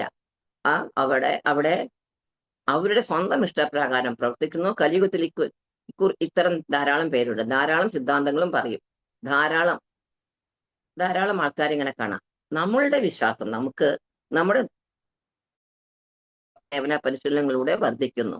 ഭഗവത്ഗീതയിലൂടെ നമുക്ക് മനസ്സിലാക്കാം, ആത്മാവും കൃഷ്ണന്റെ ദാസരാണ്. നമ്മൾ ഭഗവാനെ സേവിക്കേണ്ടവരാണ്. ഇതാണ് ശരിയായ അറിവ്. നമ്മൾ ആത്മാക്കളാണ്. പരമാത്മാവ് കൃഷ്ണനാണ്. നമ്മുടെ വിശ്വാസം നിത്യപരിശീലനം കൊണ്ടും വിശ്വാസമുള്ള ഭക്തന്മാരുടെ സഹവാസത്തിലും ഇത് വർദ്ധിച്ചു വരും. ശ്ലോകം 9. ഏതാം ദൃഷ്ടിമവിഷ്ടഭ്യ നഷ്ടാത്മനോ അല്പബുദ്ധയഃ പ്രഭവന്ത്യുഗകർമാണ ക്ഷയായ ജഗതോ ഹിതാ. ഈ നിഗമനങ്ങളെ പിന്തുടർന്ന് സ്വയം നഷ്ടപ്പെട്ടവരും അസുരന്മാരുമായ ഈ അല്പബുദ്ധികൾ ലോകനാശകരങ്ങളായ കൊടും ക്രിയകൾ ഏർപ്പെടുന്നു. അപ്പോ അസുരന്മാരുടെ തത്വചിന്തകൾ ചർച്ച ചെയ്ത് കഴിഞ്ഞു കൃഷ്ണൻ. ഇനിയിപ്പോ അവരുടെ പ്രവൃത്തികളെ കുറിച്ച് കൂടുതൽ പറയുന്നു. ഇവർക്ക് ബുദ്ധി തീരെയില്ല. അവർ സ്വയം നഷ്ടപ്പെട്ടിരിക്കുകയാണ്. അവർ ലോകത്തെ നശിക്കുന്ന പ്രവർത്തനങ്ങൾ ഏർപ്പെട്ടിരിക്കുകയാണ്. ഭഗവത്ഗീതയിൽ കൃഷ്ണൻ പറയുന്നുണ്ട്, അവിശ്വാസികൾ ശരിക്കും അസുരന്മാരാണ്. കാരണം അവർക്ക് ബുദ്ധിയില്ല. പിന്നെ അവർ ജീവിതത്തിലെ ലക്ഷ്യം എന്താണെന്നൊന്നും അവർ അറിയുന്നില്ല. അവർക്ക് ജീവിത ലക്ഷ്യമൊന്നും അറിയുകയും വേണ്ട. അവരുടെ മനസ്സിൽ എന്താ പറഞ്ഞ അപ്പപ്പോഴത്തെ കാര്യം സൂക്ഷിച്ചിരിക്കുക, അതിനുവേണ്ടി എന്തും ചെയ്യുക. അവർ പിന്നെ അവരുടെ ഇഷ്ടത്തിൽ ജീവിക്കുക മാത്രമല്ല, എപ്പോഴും എന്തെങ്കിലുമൊക്കെ അവർ കണ്ടുപിടിക്കുന്നു സാങ്കേതികമായിട്ട്. നമ്മൾ മുന്നേറുകയാണ്. പക്ഷെ നമുക്ക് എന്ത് സംതൃപ്തിയാണുള്ളത്?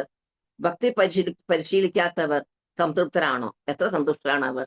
ഒരു ചെറിയ കുടുംബം, വളരെ കുറച്ചു പേർ മാത്രം അടങ്ങുന്ന ഒരു കുടുംബം, അതിൻ്റെ ഉള്ളിൽ തന്നെ ഏതെങ്കിലും ജീവിക്കാൻ ബുദ്ധിമുട്ടായിരിക്കുന്നു. ഇപ്പോൾ ഇത് പുരോഗതിയാണോ?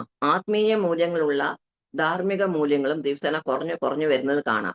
വേദകാലങ്ങളിൽ പുരോഗതി നോക്കിയിരുന്നത് ആധ്യാത്മിക പക്വത, പിന്നെ അവരുടെ ജീവിതത്തിലെ അന്തിമ ലക്ഷ്യത്തിൽ എത്താൻ വേണ്ടി എന്ത് ചെയ്യണമെന്നതിനെ കുറിച്ച് ഒരു വ്യക്തത ഉണ്ടാവുക. ഇതൊക്കെയായിരുന്നു വേദകാലങ്ങളിൽ ഉണ്ടായിരുന്ന മനുഷ്യർ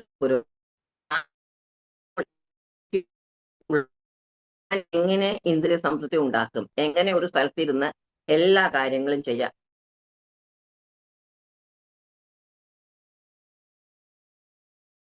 അങ്ങനെയൊക്കെ പക്ഷെ നമ്മൾ എങ്ങോട്ടാണ് നീങ്ങുന്നത്? എത്ര അധികം ഭയം ആളുകളുടെ ഹൃദയത്തിൽ കയറ്റുന്നു. വിഷാദ രോഗത്തിൽ എത്ര കേസുകളാണുള്ളത്? ആത്മഹത്യയാണ്. കൗമാരപ്രായത്തിലുള്ള എത്ര ഗർഭധാരണങ്ങൾ വർദ്ധിക്കുന്നു. അങ്ങനെ എന്തെല്ലാം നടക്കുന്നു. അങ്ങനെ മുമ്പ് വേദകാലം യാത്രയിൽ പുരോഗതി എന്ന് പറയുന്നു. ഇനി എല്ലാം എല്ലാ കണ്ടുപിടുത്തങ്ങളും മൃഗങ്ങളെ കൊല്ലുവാനുള്ള ഫാക്ടറികൾ ആലോചിച്ചാൽ കഷ്ടമാണ് ഇതൊക്കെ. വേഗത്തിൽ വിദൂരമില്ലാതെ ഒരു ദിവസം വരും മനുഷ്യരെയും ഇങ്ങനെ വധിക്കുന്ന ഒരു കണ്ടുപിടുത്തം ഇവിടെ വരാൻ. ഈ സാങ്കേതിക പുരോഗതി കാരണം മനുഷ്യർ കൂടുതൽ കൂടുതൽ ക്രൂരന്മാരായിത്തീരുന്നു. അസുരന്മാർക്കിടയിൽ സാധാരണയാണ് മൃഗങ്ങളെ കൊല്ലുന്നത്. അടിസ്ഥാനപരമായി അത് അർത്ഥമാക്കുന്നത് ഭാവിയെ കുറിച്ച് പറയുന്നത് ലോകം അഭിമാനിക്കുകയാണ്. ഇത്തരം കണ്ടുപിടുത്തങ്ങൾ കൊണ്ടും ലോകത്തെ എപ്പോൾ വേണമെങ്കിൽ നശിപ്പിക്കാനുള്ള ആയുധങ്ങൾ കണ്ടുപിടിച്ചിട്ടുമുണ്ട്.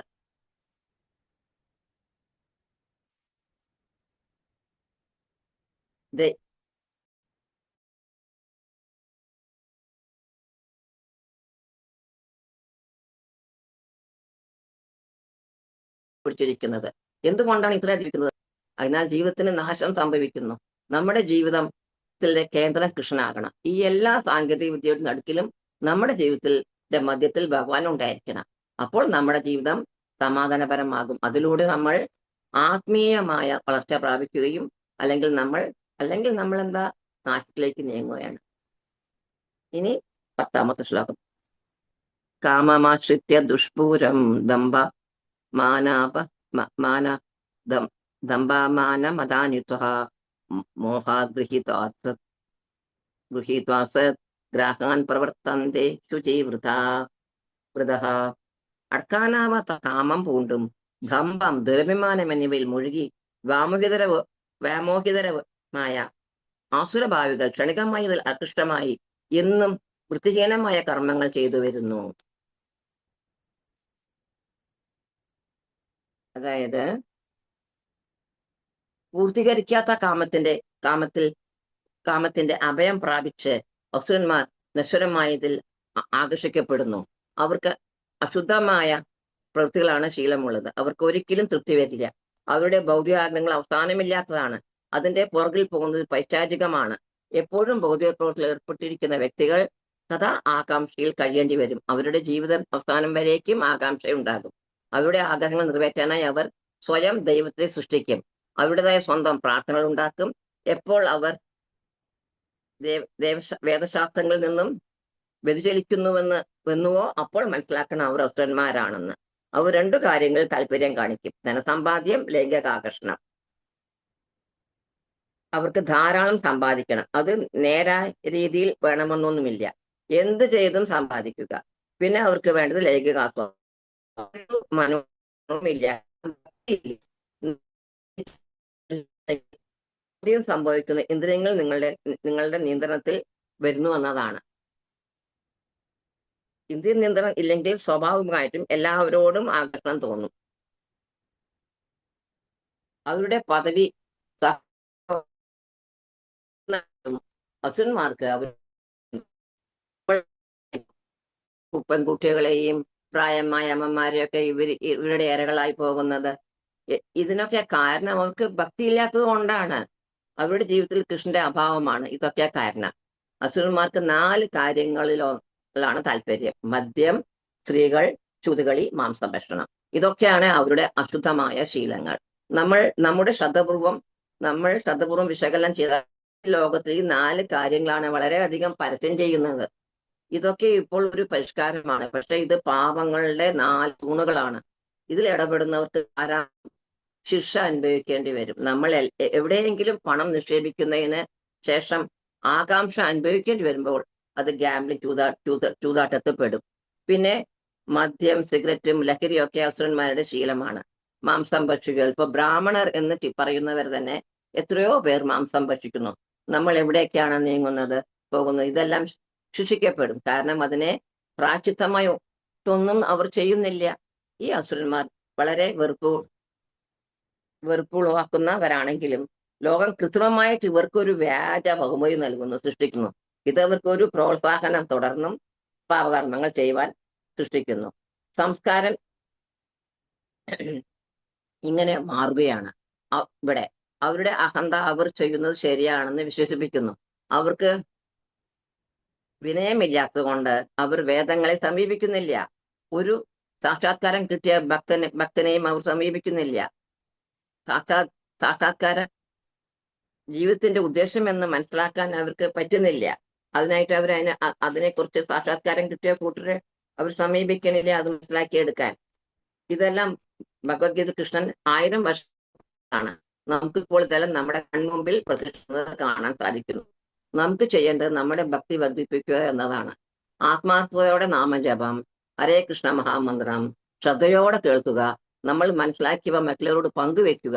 കുറെയൊക്കെ ആശ്രയപ്രവൃത്തികൾ നമുക്ക് അങ്ങനെ തടയാൻ കഴിയും. ശ്ലോകം 11-12. ശ്ലോകം 11-12 കൂടിയിട്ട്. ചിന്താമപരിമേയം ച പ്രളയാന്ത മുപാശ്രിതഃ കാമോപഭോഗ പരമാ ആശാപാശശതൈർബദ്ധ കാമ ക്രോധപരായ ഈഹന്തേ കാമഭോഗാർത്ഥ മാന്യയോനാർത്ഥ സഞ്ജയാൻ. ഇന്ദ്രിയ സന്ദർപ്പണമാണ് മനുഷ്യ സംസ്കാരത്തിന്റെ പ്രധാന വശ്യമെന്നവർ പരികരുതുന്നു. അക്കാരണത്താൽ ജീവിതാവസാനം വരെയും അവരുടെ വേളജയോടെ കഴിഞ്ഞുകൂടേണ്ടതായും വരുന്നു. അനേകാലം ആഗ്രഹങ്ങൾ വലക്കെട്ടിലകപ്പെട്ട് കാമക്രോധങ്ങൾക്ക് അധീനമായി സുഖഭോഗങ്ങൾക്കായി അന്യായമായിട്ടെങ്കിലും അവർ ധനം സമ്പാദിക്കുന്നു. അപ്പോ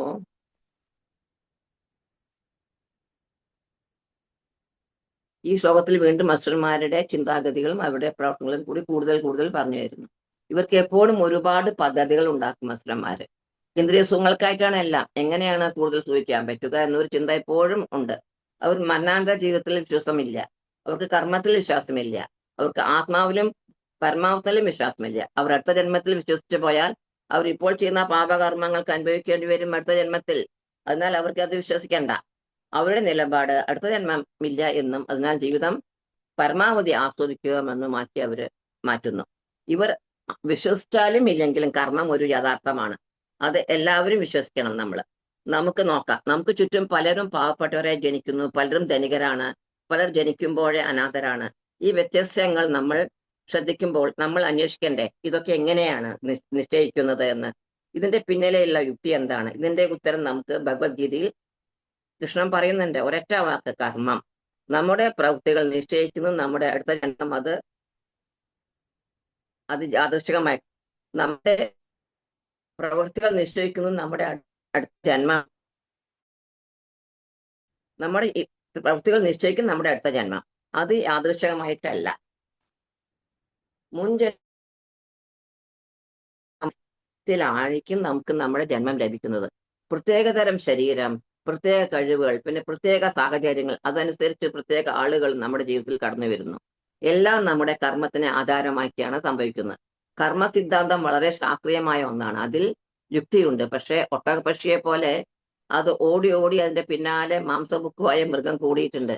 അതിന് ക്ഷീണം വരുമ്പോൾ ഒട്ടകപക്ഷി മണ്ണിൽ തലപൂഴ്ത്തി പിന്നാലെ വരുന്ന മൃഗം പോയി എന്നത് കരുതുന്നു. എന്നതുപോലെയാണ് അസുരന്മാർ ചിന്തിക്കുന്നത്. കർമ്മത്തിൽ എനിക്ക് വിശ്വസിക്കേണ്ട, ആത്മാവിലും പുനർജന്മത്തിലും ഒന്നും എനിക്ക് കാരണം എനിക്ക് ജീവിതം എന്റെ ഇഷ്ടം പോലെ ജീവിക്കണം. പാപകർമ്മം അവർക്ക്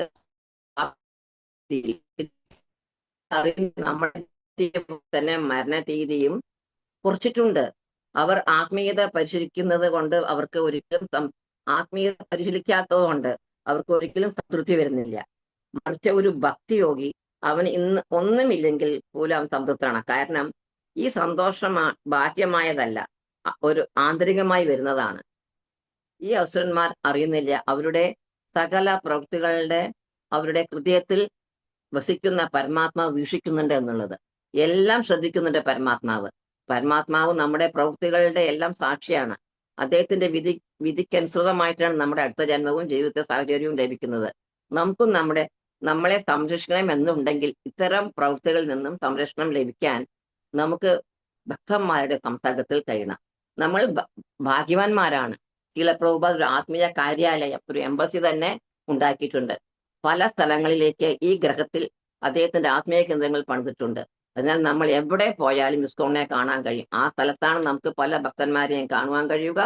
നമുക്ക് അവരുടെ സമ്പർക്കം നേടാം. അങ്ങനെ എല്ലാത്തരം ആസുര മനോഭാവങ്ങളിലും പ്രവൃത്തികളിൽ നിന്നും നമ്മൾ സംരക്ഷിതപ്പെടും. ഇത് ശ്രദ്ധിച്ച് മനസ്സിലാക്കണം.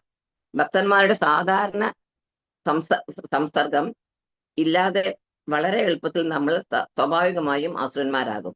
അപ്പോൾ ഭക്തന്മാരുടെ സംസർഗം ഇല്ലെങ്കിൽ നമുക്ക് ആസുര ഗുണങ്ങൾ പിടിപെടും. കാരണം ആരുമില്ല നമ്മളെ തിരുത്തുവാനായിട്ട്. ഈ ഇടയിൽ നിന്ന് ഭക്തരുടെ ഇടയിൽ നിന്ന് ഒരു അംഗീകൃത ഭക്തൻ, ശാസ്ത്രത്തിൽ തികഞ്ഞ അറിവുള്ള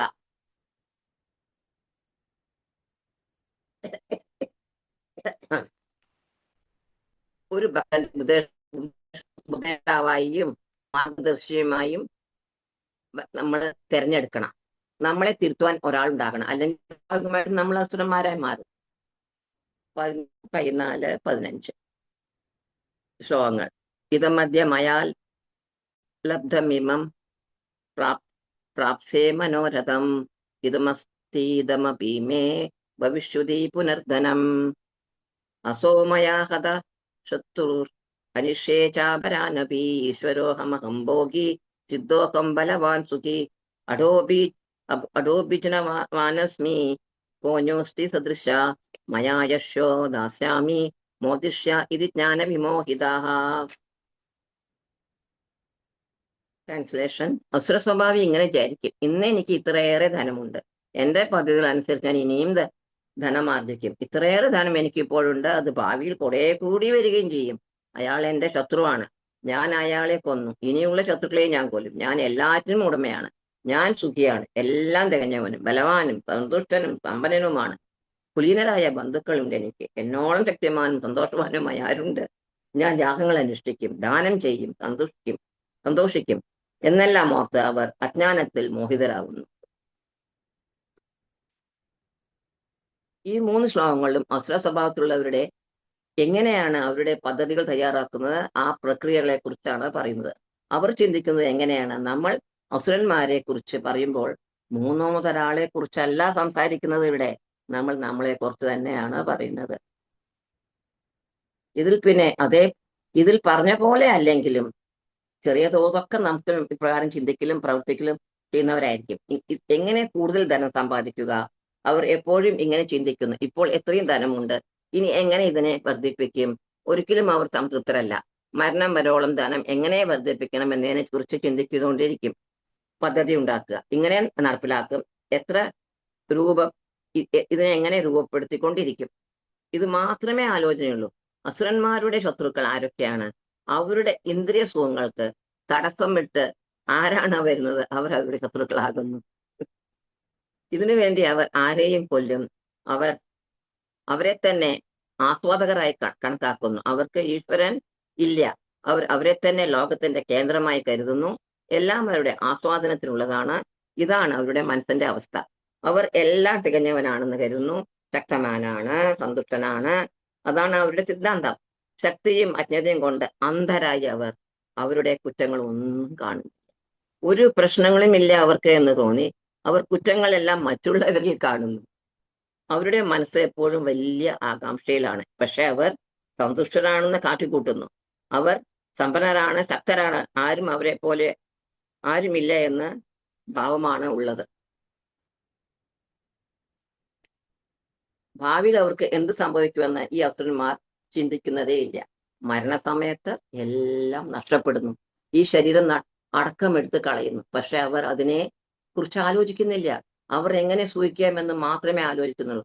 അവനാണ് ഏറ്റവും വലിയ അവൻ എന്ന് തോന്നലാണ് അവനുള്ളത്. ഈ കലിയുഗത്തിൽ എല്ലാവരും ഈ ഓട്ടത്തിലാണ്. ഞാൻ യജ്ഞം ചെയ്യും, ഞാൻ ദാനം ചെയ്യും, ഞാൻ സന്തോഷിക്കും, എല്ലാം ഞാൻ ചെയ്യും, ഞാൻ സ്വർഗലോകത്തിൽ പോകും, ഒരു പുണ്യകർമ്മങ്ങളും ചെയ്യേണ്ട ആവശ്യമില്ല. രാവണന്റെയും ഹിരണ്യകശിപുവിന്റെയും മനോവസ്ഥ ഇതായിരുന്നു. നമുക്ക് ചുറ്റും ഇത്തരം വ്യക്തികളെ കാണാം. ഞാൻ ചെയ്യും, ദൈവത്തെ ആശ്രയിക്കേണ്ട, വേദശാസ്ത്രങ്ങൾ വിശ്വസിക്കുന്നില്ല, അറിവില്ലാത്തവരുടെ മാത്രമുള്ള ചിന്താഗതികളാണ് ഇതൊക്കെ. ഇത്തരം ആളുകൾ അജ്ഞതയാൽ വഞ്ചിതരാകുന്നു എന്ന് കൃഷ്ണൻ ഇവിടെ പറയുന്നു. എന്തായിരിക്കും ഇവരുടെ ഒക്കെ വിധി? ഇതാണ് അടുത്ത ശ്ലോകത്തിൽ പറയുന്നത്. ശ്ലോകം 16. അനേക ചിത്ത വിഭ്രാന്ത മോഹജാല സമാവൃത പ്രസക്ത കാമഭോഗേഷു പതന്തി നരകേഷു ചോ. ഇങ്ങനെ പലവിധം ആകാംക്ഷകളിൽ പെട്ട് വലഞ്ഞും വ്യോമോഹത്തിന്റെ വലയിൽ കുടുങ്ങിയും ഇന്ദ്രിയസുഖങ്ങളിൽ അത്യാസക്തരായി അവർ നരകത്തിൽ വീഴും. പലതരം ഉത്കണ്ഠങ്ങൾ അസുരന്മാർ പലവിധം ഉത്കണ്ഠകൾ അവർക്ക് ഉള്ളതിനാൽ ആശ്രമ ആശയക്കുഴപ്പത്തിലാണ്. മിഥ്യാധാരണയുടെ വലയത്താൽ അവർ ബന്ധിതപ്പെട്ടിരിക്കുന്നു. ഇന്ദ്രിയ സംതൃപ്തിയുമായി അവർ ശക്തമായി ബന്ധപ്പെട്ടിരിക്കുന്നു. അവർ ഒടുവിൽ നരകത്തിലേക്ക് വീഴുന്നു. അവർ എപ്പോഴും സമ്പത്ത് വർദ്ധിക്കാൻ ആലോചിക്കുന്നു. അവർ വിചാരിക്കുന്നത് അവർക്കിതെല്ലാം അവരുടെ പ്രവർത്തന ഫലം കൊണ്ട് ലഭിക്കുന്നു എന്നാണ് അവർ വിശ്വസിക്കുന്നത്. ലോകത്ത് ഒരു ഉയർന്ന ശക്തി ഉണ്ടെന്ന് അവർ വിശ്വസിക്കുന്നില്ല. അവർക്ക് മനസ്സിലാവുന്നില്ല അവർ ലഭിക്കുന്നതെല്ലാം അവരുടെ പൂർവ്വ നല്ല പ്രവൃത്തികളുടെ ബലമായിട്ടാണെന്ന വസ്തുത അവർ കർമ്മത്തിലും വിശ്വസിക്കുന്നില്ല. ഈ ലോകത്തിൽ 4 കാര്യങ്ങളുണ്ട്. ജന്മ, ഐശ്വര്യ, സുദൃഷ്ടി. നേരത്തെ ഞാൻ പറഞ്ഞു. ജന്മം വളരെ കുലീനമുള്ള കുടുംബത്തിൽ ജനിക്കുക, ഐശ്വര്യം നല്ല സമ്പന്നരാകുക, ശ്രുത ഉയർന്ന വിദ്യാഭ്യാസം ലഭിക്കുക, ശ്രീ വളരെ സുന്ദരമായ രൂപം ലഭിക്കുക. ആർക്കെങ്കിലും ഇവ എല്ലാമോ ഇവയിൽ ഏതെങ്കിലും ഒന്നുണ്ടെങ്കിൽ അത് അവരുടെ പൂർവ്വ പുണ്യകർമ്മങ്ങളുടെ ഫലമാണ്. ഈ ജന്മത്തിൽ നമുക്കുള്ള എന്ത് നല്ല കാര്യവും അത് നമ്മുടെ പൂർവ്വ പുണ്യകർമ്മങ്ങളുടെ ഫലമായിട്ടാണ് ലഭിച്ചതാണ്. ഇത് മനസ്സിലാക്കുക. അസുരന്മാർ ഇത് മനസ്സിലാക്കുന്നില്ല. ഞാൻ പ്രവർത്തിക്കുന്നു, എനിക്ക് ലഭിക്കുന്നു എന്നാണ് ഇവർ കരുതുന്നത്. ഇത് മനസ്സിലാക്കാനുള്ള പദാർത്ഥങ്ങൾ അവരുടെ മസ്തിഷ്കത്തിൽ ഇല്ല. ഇവർ ചെയ്യുന്ന അതേ പ്രവൃത്തികൾ മറ്റുള്ളവർക്ക് അതേ പ്രതിഫലം എന്താണ് ലഭിക്കാത്തതെന്ന് മനസ്സിലാക്കാനുള്ള ബുദ്ധിയോ ലോജിക്കോ ഇവർക്കില്ല. നമുക്ക് കാണാം, സമൂഹത്തിൽ എല്ലാവരും കഠിനമായി പ്രവർത്തിക്കാൻ അവർക്കില്ല. അവർക്ക് എല്ലാവർക്കും തുല്യ ലാഭം ലഭിക്കണം. എല്ലാവരും ഒരുപോലെ പ്രവർത്തിയാൽ തുല്യഫലം. പക്ഷെ നമുക്ക് കാണാൻ പറ്റും പലർക്കും നല്ല ശമ്പളവും AC റൂമും ഇരിക്കാനും ഒക്കെ ആയിട്ടുണ്ട്. പക്ഷെ തൊഴിലാളികൾ അവർ എത്ര കഠിനാധ്വാനം വേൽ ചെയ്താലും കുറച്ചേ പ്രതിഫലം അവർക്ക് ലഭിക്കുന്നുള്ളൂ. ഇതിൽ പല ഘടകങ്ങളും ഉൾപ്പെട്ടിട്ടുണ്ട്, മനസ്സിലാക്കണം. ദൈവിക കൃപയും ഭഗവാന്റെ അനുമതിയും കൂടാതെ ഇതൊന്നും സാധിക്കില്ല. ഇതൊന്നും വിശ്വസിക്കാത്തവരാണ് അസുരന്മാർ. നമുക്കൊക്കെ അസുരഭാവമുണ്ട്. മത്സരിക്കാൻ വരുന്നവർ അവന്റെ ശത്രുവാകുന്നു. ഈ ആസുര ഭാവം ചിലർക്ക് ഏറിയും കുറഞ്ഞും ഇരിക്കുന്നു. അങ്ങനെ എല്ലാവരും ശത്രുക്കൾ ഉണ്ടാക്കുന്നു, വഴക്കിടുന്നു, യുദ്ധം മറ്റും സംഭവിക്കുന്നു. അസുരന്മാർക്കും അവരുടേതായ ഗുരുക്കന്മാരുണ്ട്. എന്താണ് അസുരഗുരു പറയുന്നത്? എന്തിനാണ് ദൈവത്തെ തിരയുന്നത്? ഇതാണ് അസുരഗുരു പറഞ്ഞു. എന്തിനാണ് ദൈവത്തിന്റെ? നീ തന്നെയാണ് ദൈവം. ഉദ്ദേശം ദൈവത്തിന്റെ സാന്നിധ്യം ജീവിതത്തിൽ നിന്നും മാറ്റിയെടുക്കുക, കളയുക എന്നതാണ് ഇവരുടെ ഉദ്ദേശം. എന്നിട്ട് തനിക്ക് തോന്നുന്നത് ചെയ്യുക. അസുരഗുരു ഇങ്ങനെ സംസാരിച്ച് കൂടുതൽ അസുരന്മാരെ സൃഷ്ടിക്കുന്നു. യജ്ഞദാനങ്ങൾ എന്തിനാണ്? അവരുടെ അഹന്തയും അജ്ഞതയും കൊണ്ട് അവരിങ്ങനെ കരുതുന്നു. അവരൊരു യന്ത്രം ഉണ്ടാക്കി അതിൽ കയറി സ്വർഗരാജ്യങ്ങളിലേക്ക് പോകുമെന്നാണ് അവർ പറയുന്നത്. രാവണൻ ഇങ്ങനെ ചിന്തിച്ചിരുന്നു, ഒരു കോണി ഉണ്ടാക്കി അതിൽ കയറി അവിടെ പോയി സുഖിച്ചിട്ട് തിരിച്ചു വരാമെന്ന്. ഇതിന് അവിടെ പോയാൽ നമ്മളെ അവിടെ ചവിട്ടി പുറത്താക്കും. അവരുടെ ആസുരഭാവം വർദ്ധിച്ച് അവർ താഴെ വീണ് കാലം അവരെ നശിപ്പിക്കുന്നു. നരകത്തിലേക്ക് അവരെ തള്ളുന്നു. നമുക്കെല്ലാവർക്കും ഇത്തരം ആസുരിക ഭാവങ്ങൾ കൂടിയും കുറഞ്ഞും ചിന്തകളിലുണ്ട്. നമ്മൾ എന്താണ് ചെയ്യേണ്ടത്? പ്രതിവിധി. നമ്മളിപ്പോൾ ഭക്തി പരിശീലിക്കുന്നുണ്ട്. ഹരേ കൃഷ്ണ ഹരേ കൃഷ്ണ കൃഷ്ണ കൃഷ്ണ ഹരേ ഹരേ, ഹരേ രാമ രാമ രാമ ഹരേ ഹരേ മഹാമന്ത്രം ജപിക്കുന്നുണ്ട്. വളരെ ഉയർന്ന ബോധത്തിൽ സ്ഥിതി ചെയ്യുന്ന ഭക്തരായിട്ട് നമ്മൾ ബന്ധപ്പെടുന്നുണ്ട്. അവരെ സേവിക്കുന്നുണ്ട്. അവരിൽ നിന്നും മാർഗനിർദ്ദേശങ്ങൾ സ്വീകരിക്കുന്നുണ്ട്.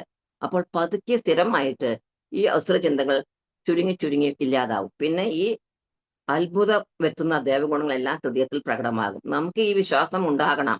എന്ത് വിശ്വാസം? ഹരേ കൃഷ്ണ മഹാമന്ത്രം ജപിക്കുന്നത് കൊണ്ട് നമ്മുടെ മനസ്സിലെ എല്ലാ അസുര ചിന്തകളെയും അത് ഇല്ലാതാക്കി മനസ്സിനെ ശുദ്ധീകരിക്കുമെന്ന വിശ്വാസം പൂർണ്ണമായും ഉണ്ടാകണം നമുക്ക്. കൃഷ്ണനാണ് ഇതിന്റെ ഗ്യാരണ്ടി തരുന്നത്.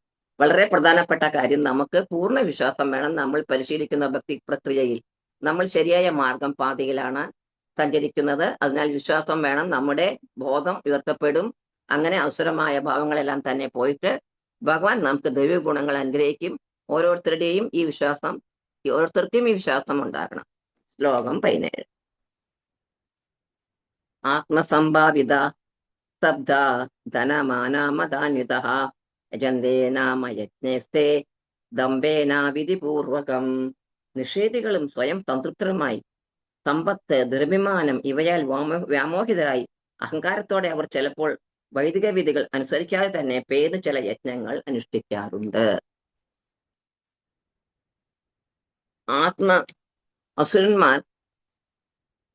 അസുരന്മാരെന്താ ചെയ്യുന്നത്? അവർ സ്വന്തം തൃപ്തരും പിന്നെ ധിക്കാരികളും ആയതുകൊണ്ട് അവർ സമ്പത്തും അവരുടെ ബഹുമതിയും കാരണം വഞ്ചിക്കപ്പെടുന്നു. ചിലപ്പോൾ അവർ വളരെ അഭിമാനത്തോടെ ചില യജ്ഞങ്ങൾ ചെയ്യും. വെറുതെ പേരിന് മാത്രം. അവരെല്ലാം ഒരു ചിട്ടകളും നിയമങ്ങളും നോക്കാതെ ചെയ്യുന്നവയാണ്. ഒരു കാര്യം മനസ്സിലാക്കേണ്ടതുണ്ട്. ഏത് ആത്മീയ പ്രവൃത്തികളും നടത്തേണ്ടത് ഗുരുവിന്റെയും സാധുവിന്റെയും ശാസ്ത്രത്തിന്റെയും മേൽനോട്ടത്തിലാണ്. അതൊരു ത്രികോണമാണ്. ഗുരു, സാധു, ശാസ്ത്ര. ഇവർ 3 പേരും ഒരേപോലെ പറയുന്നു. വ്യത്യാസം കാണില്ല അവർ പറയുന്നതിൽ. ഒരേ ലൈനിലാണ് ഇവർ അങ്ങനെ പറയുക. അങ്ങനെ ചെയ്യാത്ത പ്രവൃത്തികളെ അവധിപൂർവം എന്ന് പറയുന്നു. അതായത് ശാസ്ത്രഗ്രന്ഥങ്ങളിൽ നിർദ്ദേശിക്കാത്തവ പറയാത്ത രീതിയിൽ പ്രവർത്തിക്കുക. വളരെ സാധാരണയായി കാണുന്ന ഒന്നാണ്. ഒരു വ്യക്തിക്ക് സമ്പത്തുണ്ടായാൽ അത് വർദ്ധിച്ചാൽ ഉടനെ ആളുകൾ അവരെ പുകഴ്ത്താൻ തുടങ്ങും.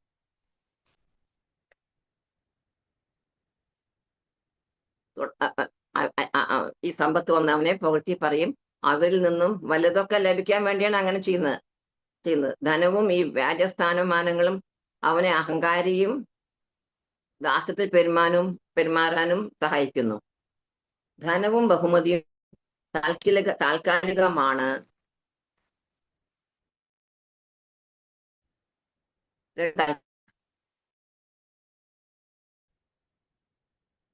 പലരും ഒരു രാത്രി കൊണ്ട് നിർധരരായിട്ടുണ്ട്. ധനവും ബഹുമതിയും ശാശ്വതമായി കരുതി അവർ അഹങ്കാരത്തോടും ദാഷ്ട്യത്തോടും ജീവിക്കുന്നു. അവർ പ്രഭാഷകരുടെ വേഷവും അണിയുന്നു. അവർ ശാസ്ത്രത്തെ അനുസരിക്കാത്തതുകൊണ്ട് അവര് തോന്നിയത് അവർ പറയും. അവരെ തന്നെ ദൈവമാണെന്ന് പ്രഖ്യാപിക്കും. സാധാരണക്കാരെ വിഡ്ഢികളാക്കാൻ ഇല്ല. ആത്മീയ ഗുണങ്ങൾ ഇല്ല. ഒരു സന്യാസിയുടെ ഗുണങ്ങൾ പ്രത്യേകത എന്താണെന്ന് അവർക്കറിയാം. അതുകൊണ്ട് അസുരന്മാർ കുറച്ച് വല്ല മാജിക് കാണിച്ചാൽ അപ്പോൾ യാദൃശ്യമായി അവിടെ എന്തെങ്കിലും സംഭവിച്ചാൽ ആളുകൾ ഉടനെ ഓഹോ അവൻ ദൈവമാണ്, അതിനെ എല്ലാവിടെയും പരത്തും. അങ്ങനെ ആ വ്യക്തി ദൈവമാകുന്നു. ദൈവമെന്ന് വിളിക്കപ്പെടുമ്പോൾ മറ്റുള്ളവരുടെ വികാരങ്ങളെ തൃപ്തിപ്പെടുത്താൻ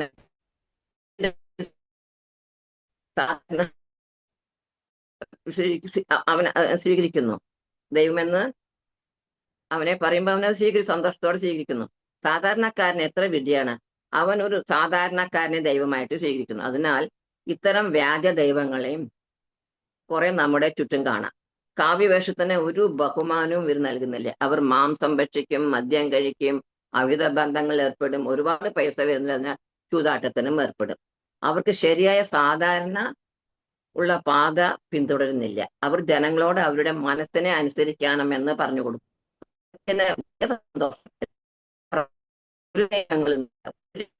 അവർക്ക് അതുപോലെ ചെയ്യാം. ഇവിടെ നാം മനസ്സിലാക്കേണ്ടത് പ്രധാന കാര്യം ഇതാണ്. എല്ലാവരും ശ്രദ്ധിക്കുക.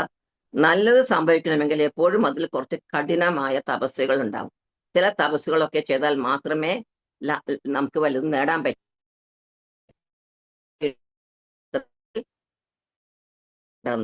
ഒരു നിയന്ത്രണവും ഇല്ല, ഒരു റൂൾസും നിയമങ്ങൾ ഇല്ല.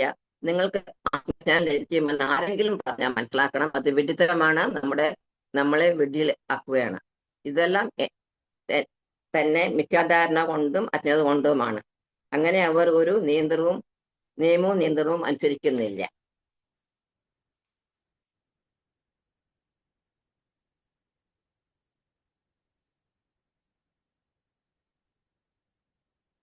ഭക്തർ എന്ന നിലയ്ക്ക് നമ്മൾ ഇത് വ്യക്തമായി അറിഞ്ഞിരിക്കണം. നമ്മൾ നമ്മുടെ ജീവിതം നയിക്കേണ്ടത് ഗുരു സാധു ശാസ്ത്രം അനുസരിച്ചാകണം. ഗുരുവിന്റെയും സാധുവിന്റെയും ഗുണങ്ങൾ എന്തെല്ലാമാണെന്ന് അറിഞ്ഞിരിക്കണം. നമ്മൾ വേദശാസ്ത്രം പഠിക്കുന്നില്ലെങ്കിൽ, ഭഗവത്ഗീത മനസ്സിലാക്കുന്നെങ്കിൽ, നമ്മുടെ ഭക്തി പരിശീലനം നിത്യവും ശരിക്കും ചെയ്യുന്നില്ലെങ്കിൽ നമ്മളും വിഡ്ഢികളാകും. നമ്മൾ സുരക്ഷിതരാകണമെങ്കിൽ നമ്മൾ നിത്യം ഭഗവത്ഗീത വായിക്കണം. കൃഷ്ണൻ എന്താണ് പറയുന്നതെന്ന് മനസ്സിലാക്കണം. അതിൽ പറഞ്ഞ തത്വങ്ങൾ പിന്തുടരണം. പ്രധാനപ്പെട്ടത് ഹരേ കൃഷ്ണ കൃഷ്ണ കൃഷ്ണ ഹരേ ഹരേ, ഹരേ രാമ രാമ രാമ ഹരേ ഹരേ എന്ന മഹാമന്ത്രം നിത്യം മുടങ്ങാതെ ജപിക്കണം. ഇത് നമ്മൾ ചെയ്താൽ നമുക്ക് രക്ഷ കിട്ടും. ഇല്ലെങ്കിൽ നമ്മൾ വീണുപോകും. ഇത്തരം വ്യാജ ഗുരുക്കളും വ്യാജ ദൈവങ്ങളും നിങ്ങൾക്ക് നമ്മൾ കീഴടങ്ങും. ആയതിനാൽ ശ്രദ്ധിക്കണം. നമ്മുടെ ജീവിതം ചിട്ടപ്പെടുത്തി ഭക്തിയോടെ കൃഷ്ണനെ ആശ്രയിച്ച് കഴിയുമ്പോൾ എപ്പോഴും നമ്മൾ ശ്രദ്ധിക്കണം.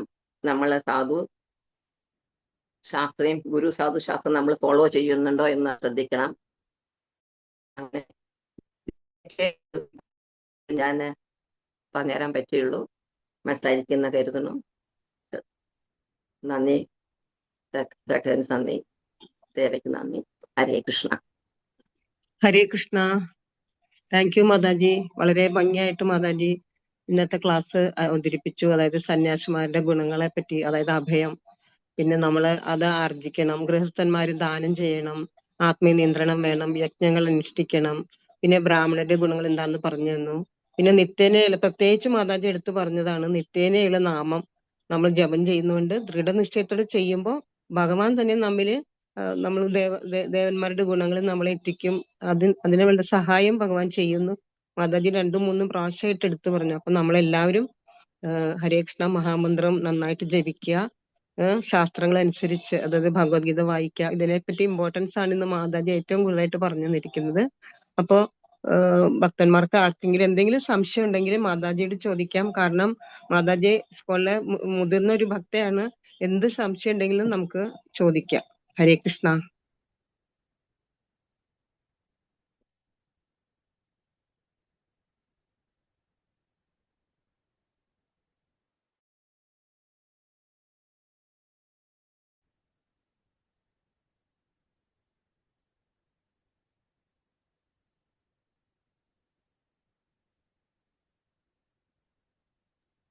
ഹരേ കൃഷ്ണ മാതാജി, ഒരു ചെറിയൊരു ഡൗട്ടാണ്. ഹരേ കൃഷ്ണ, കേൾക്കുന്നുണ്ടോ?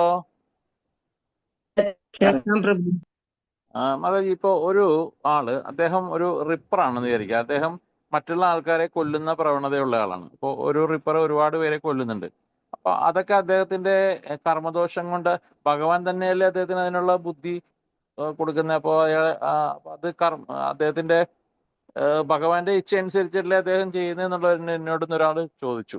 അപ്പൊ അത് തെറ്റാണോ അല്ലയോ എന്നുള്ളതാണ് അദ്ദേഹം ചോദിക്കുന്നത്.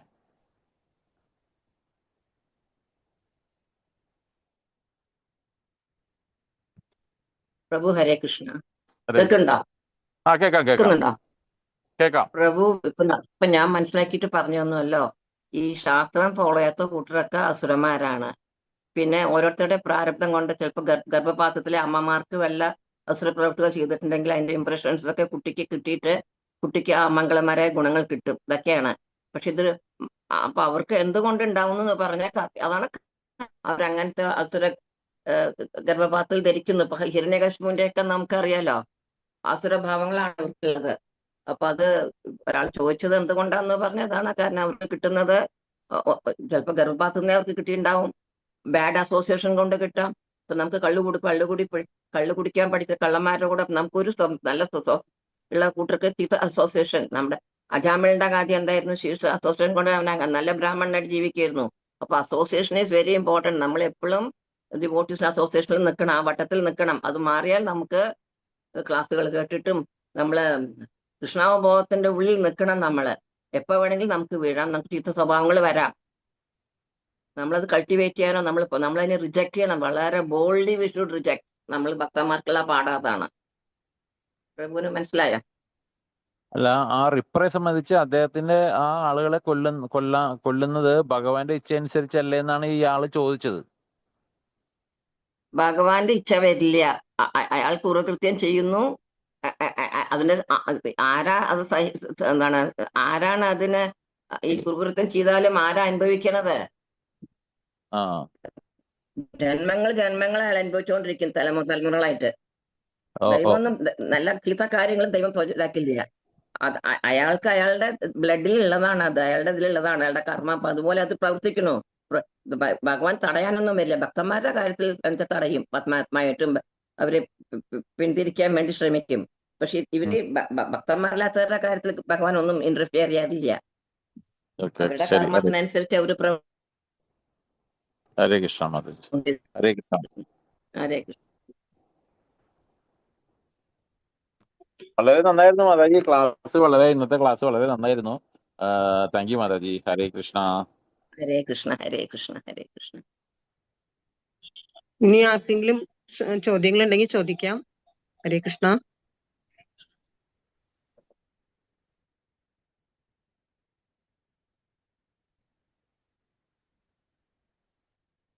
ഞാനും ക്ലാസ്സിൽ ഉത്തരം ചോദിക്കുന്നില്ല. അതുകൊണ്ട് എന്തായാലും നമുക്ക് ക്ലാസ് നിർത്താം മാതാജി, അവസാനിപ്പിക്കാം മാതാജി. ഹരേ കൃഷ്ണ.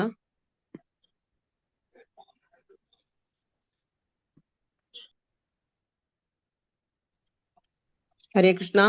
ആർക്കും സംശയമില്ല. അതുകൊണ്ട് നമുക്ക് ഇന്നത്തെ ക്ലാസ് അവസാനിപ്പിക്കാം. ഇന്ന് പുരുഷോത്തമ മാസത്തിന്റെ അവസാന ദിവസമാണ്. ഇന്ന് ഈ ക്ലാസ്സിൽ അറ്റൻഡ് ചെയ്ത എല്ലാ ഭക്തന്മാർക്കും ഇസ്കോന്റെ പേരിൽ നന്ദി പറയുന്നു.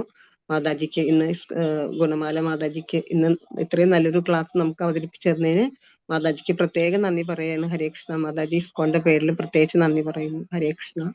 നമുക്ക് അടുത്തത് നരസിംഹ പ്രാർത്ഥനയോടെ നിർത്താം. നമസ്തേ നരസിംഹായ പ്രഹ്ലാദാദായിനേ ഹിരണ്യാകശിപു ഭക്ഷഃ ശിലതൻകാനഖാലായേ ഇതോ നരസിംഹ പരതോ നരസിംഹ യതോ യതോ യാമി തതോ നരസിംഹ ബഹിർനരസിംഹ ഹൃദയേ നരസിംഹ നരസിംഹമതിം ശരണം പ്രപദേ തവ കരകമലവരേ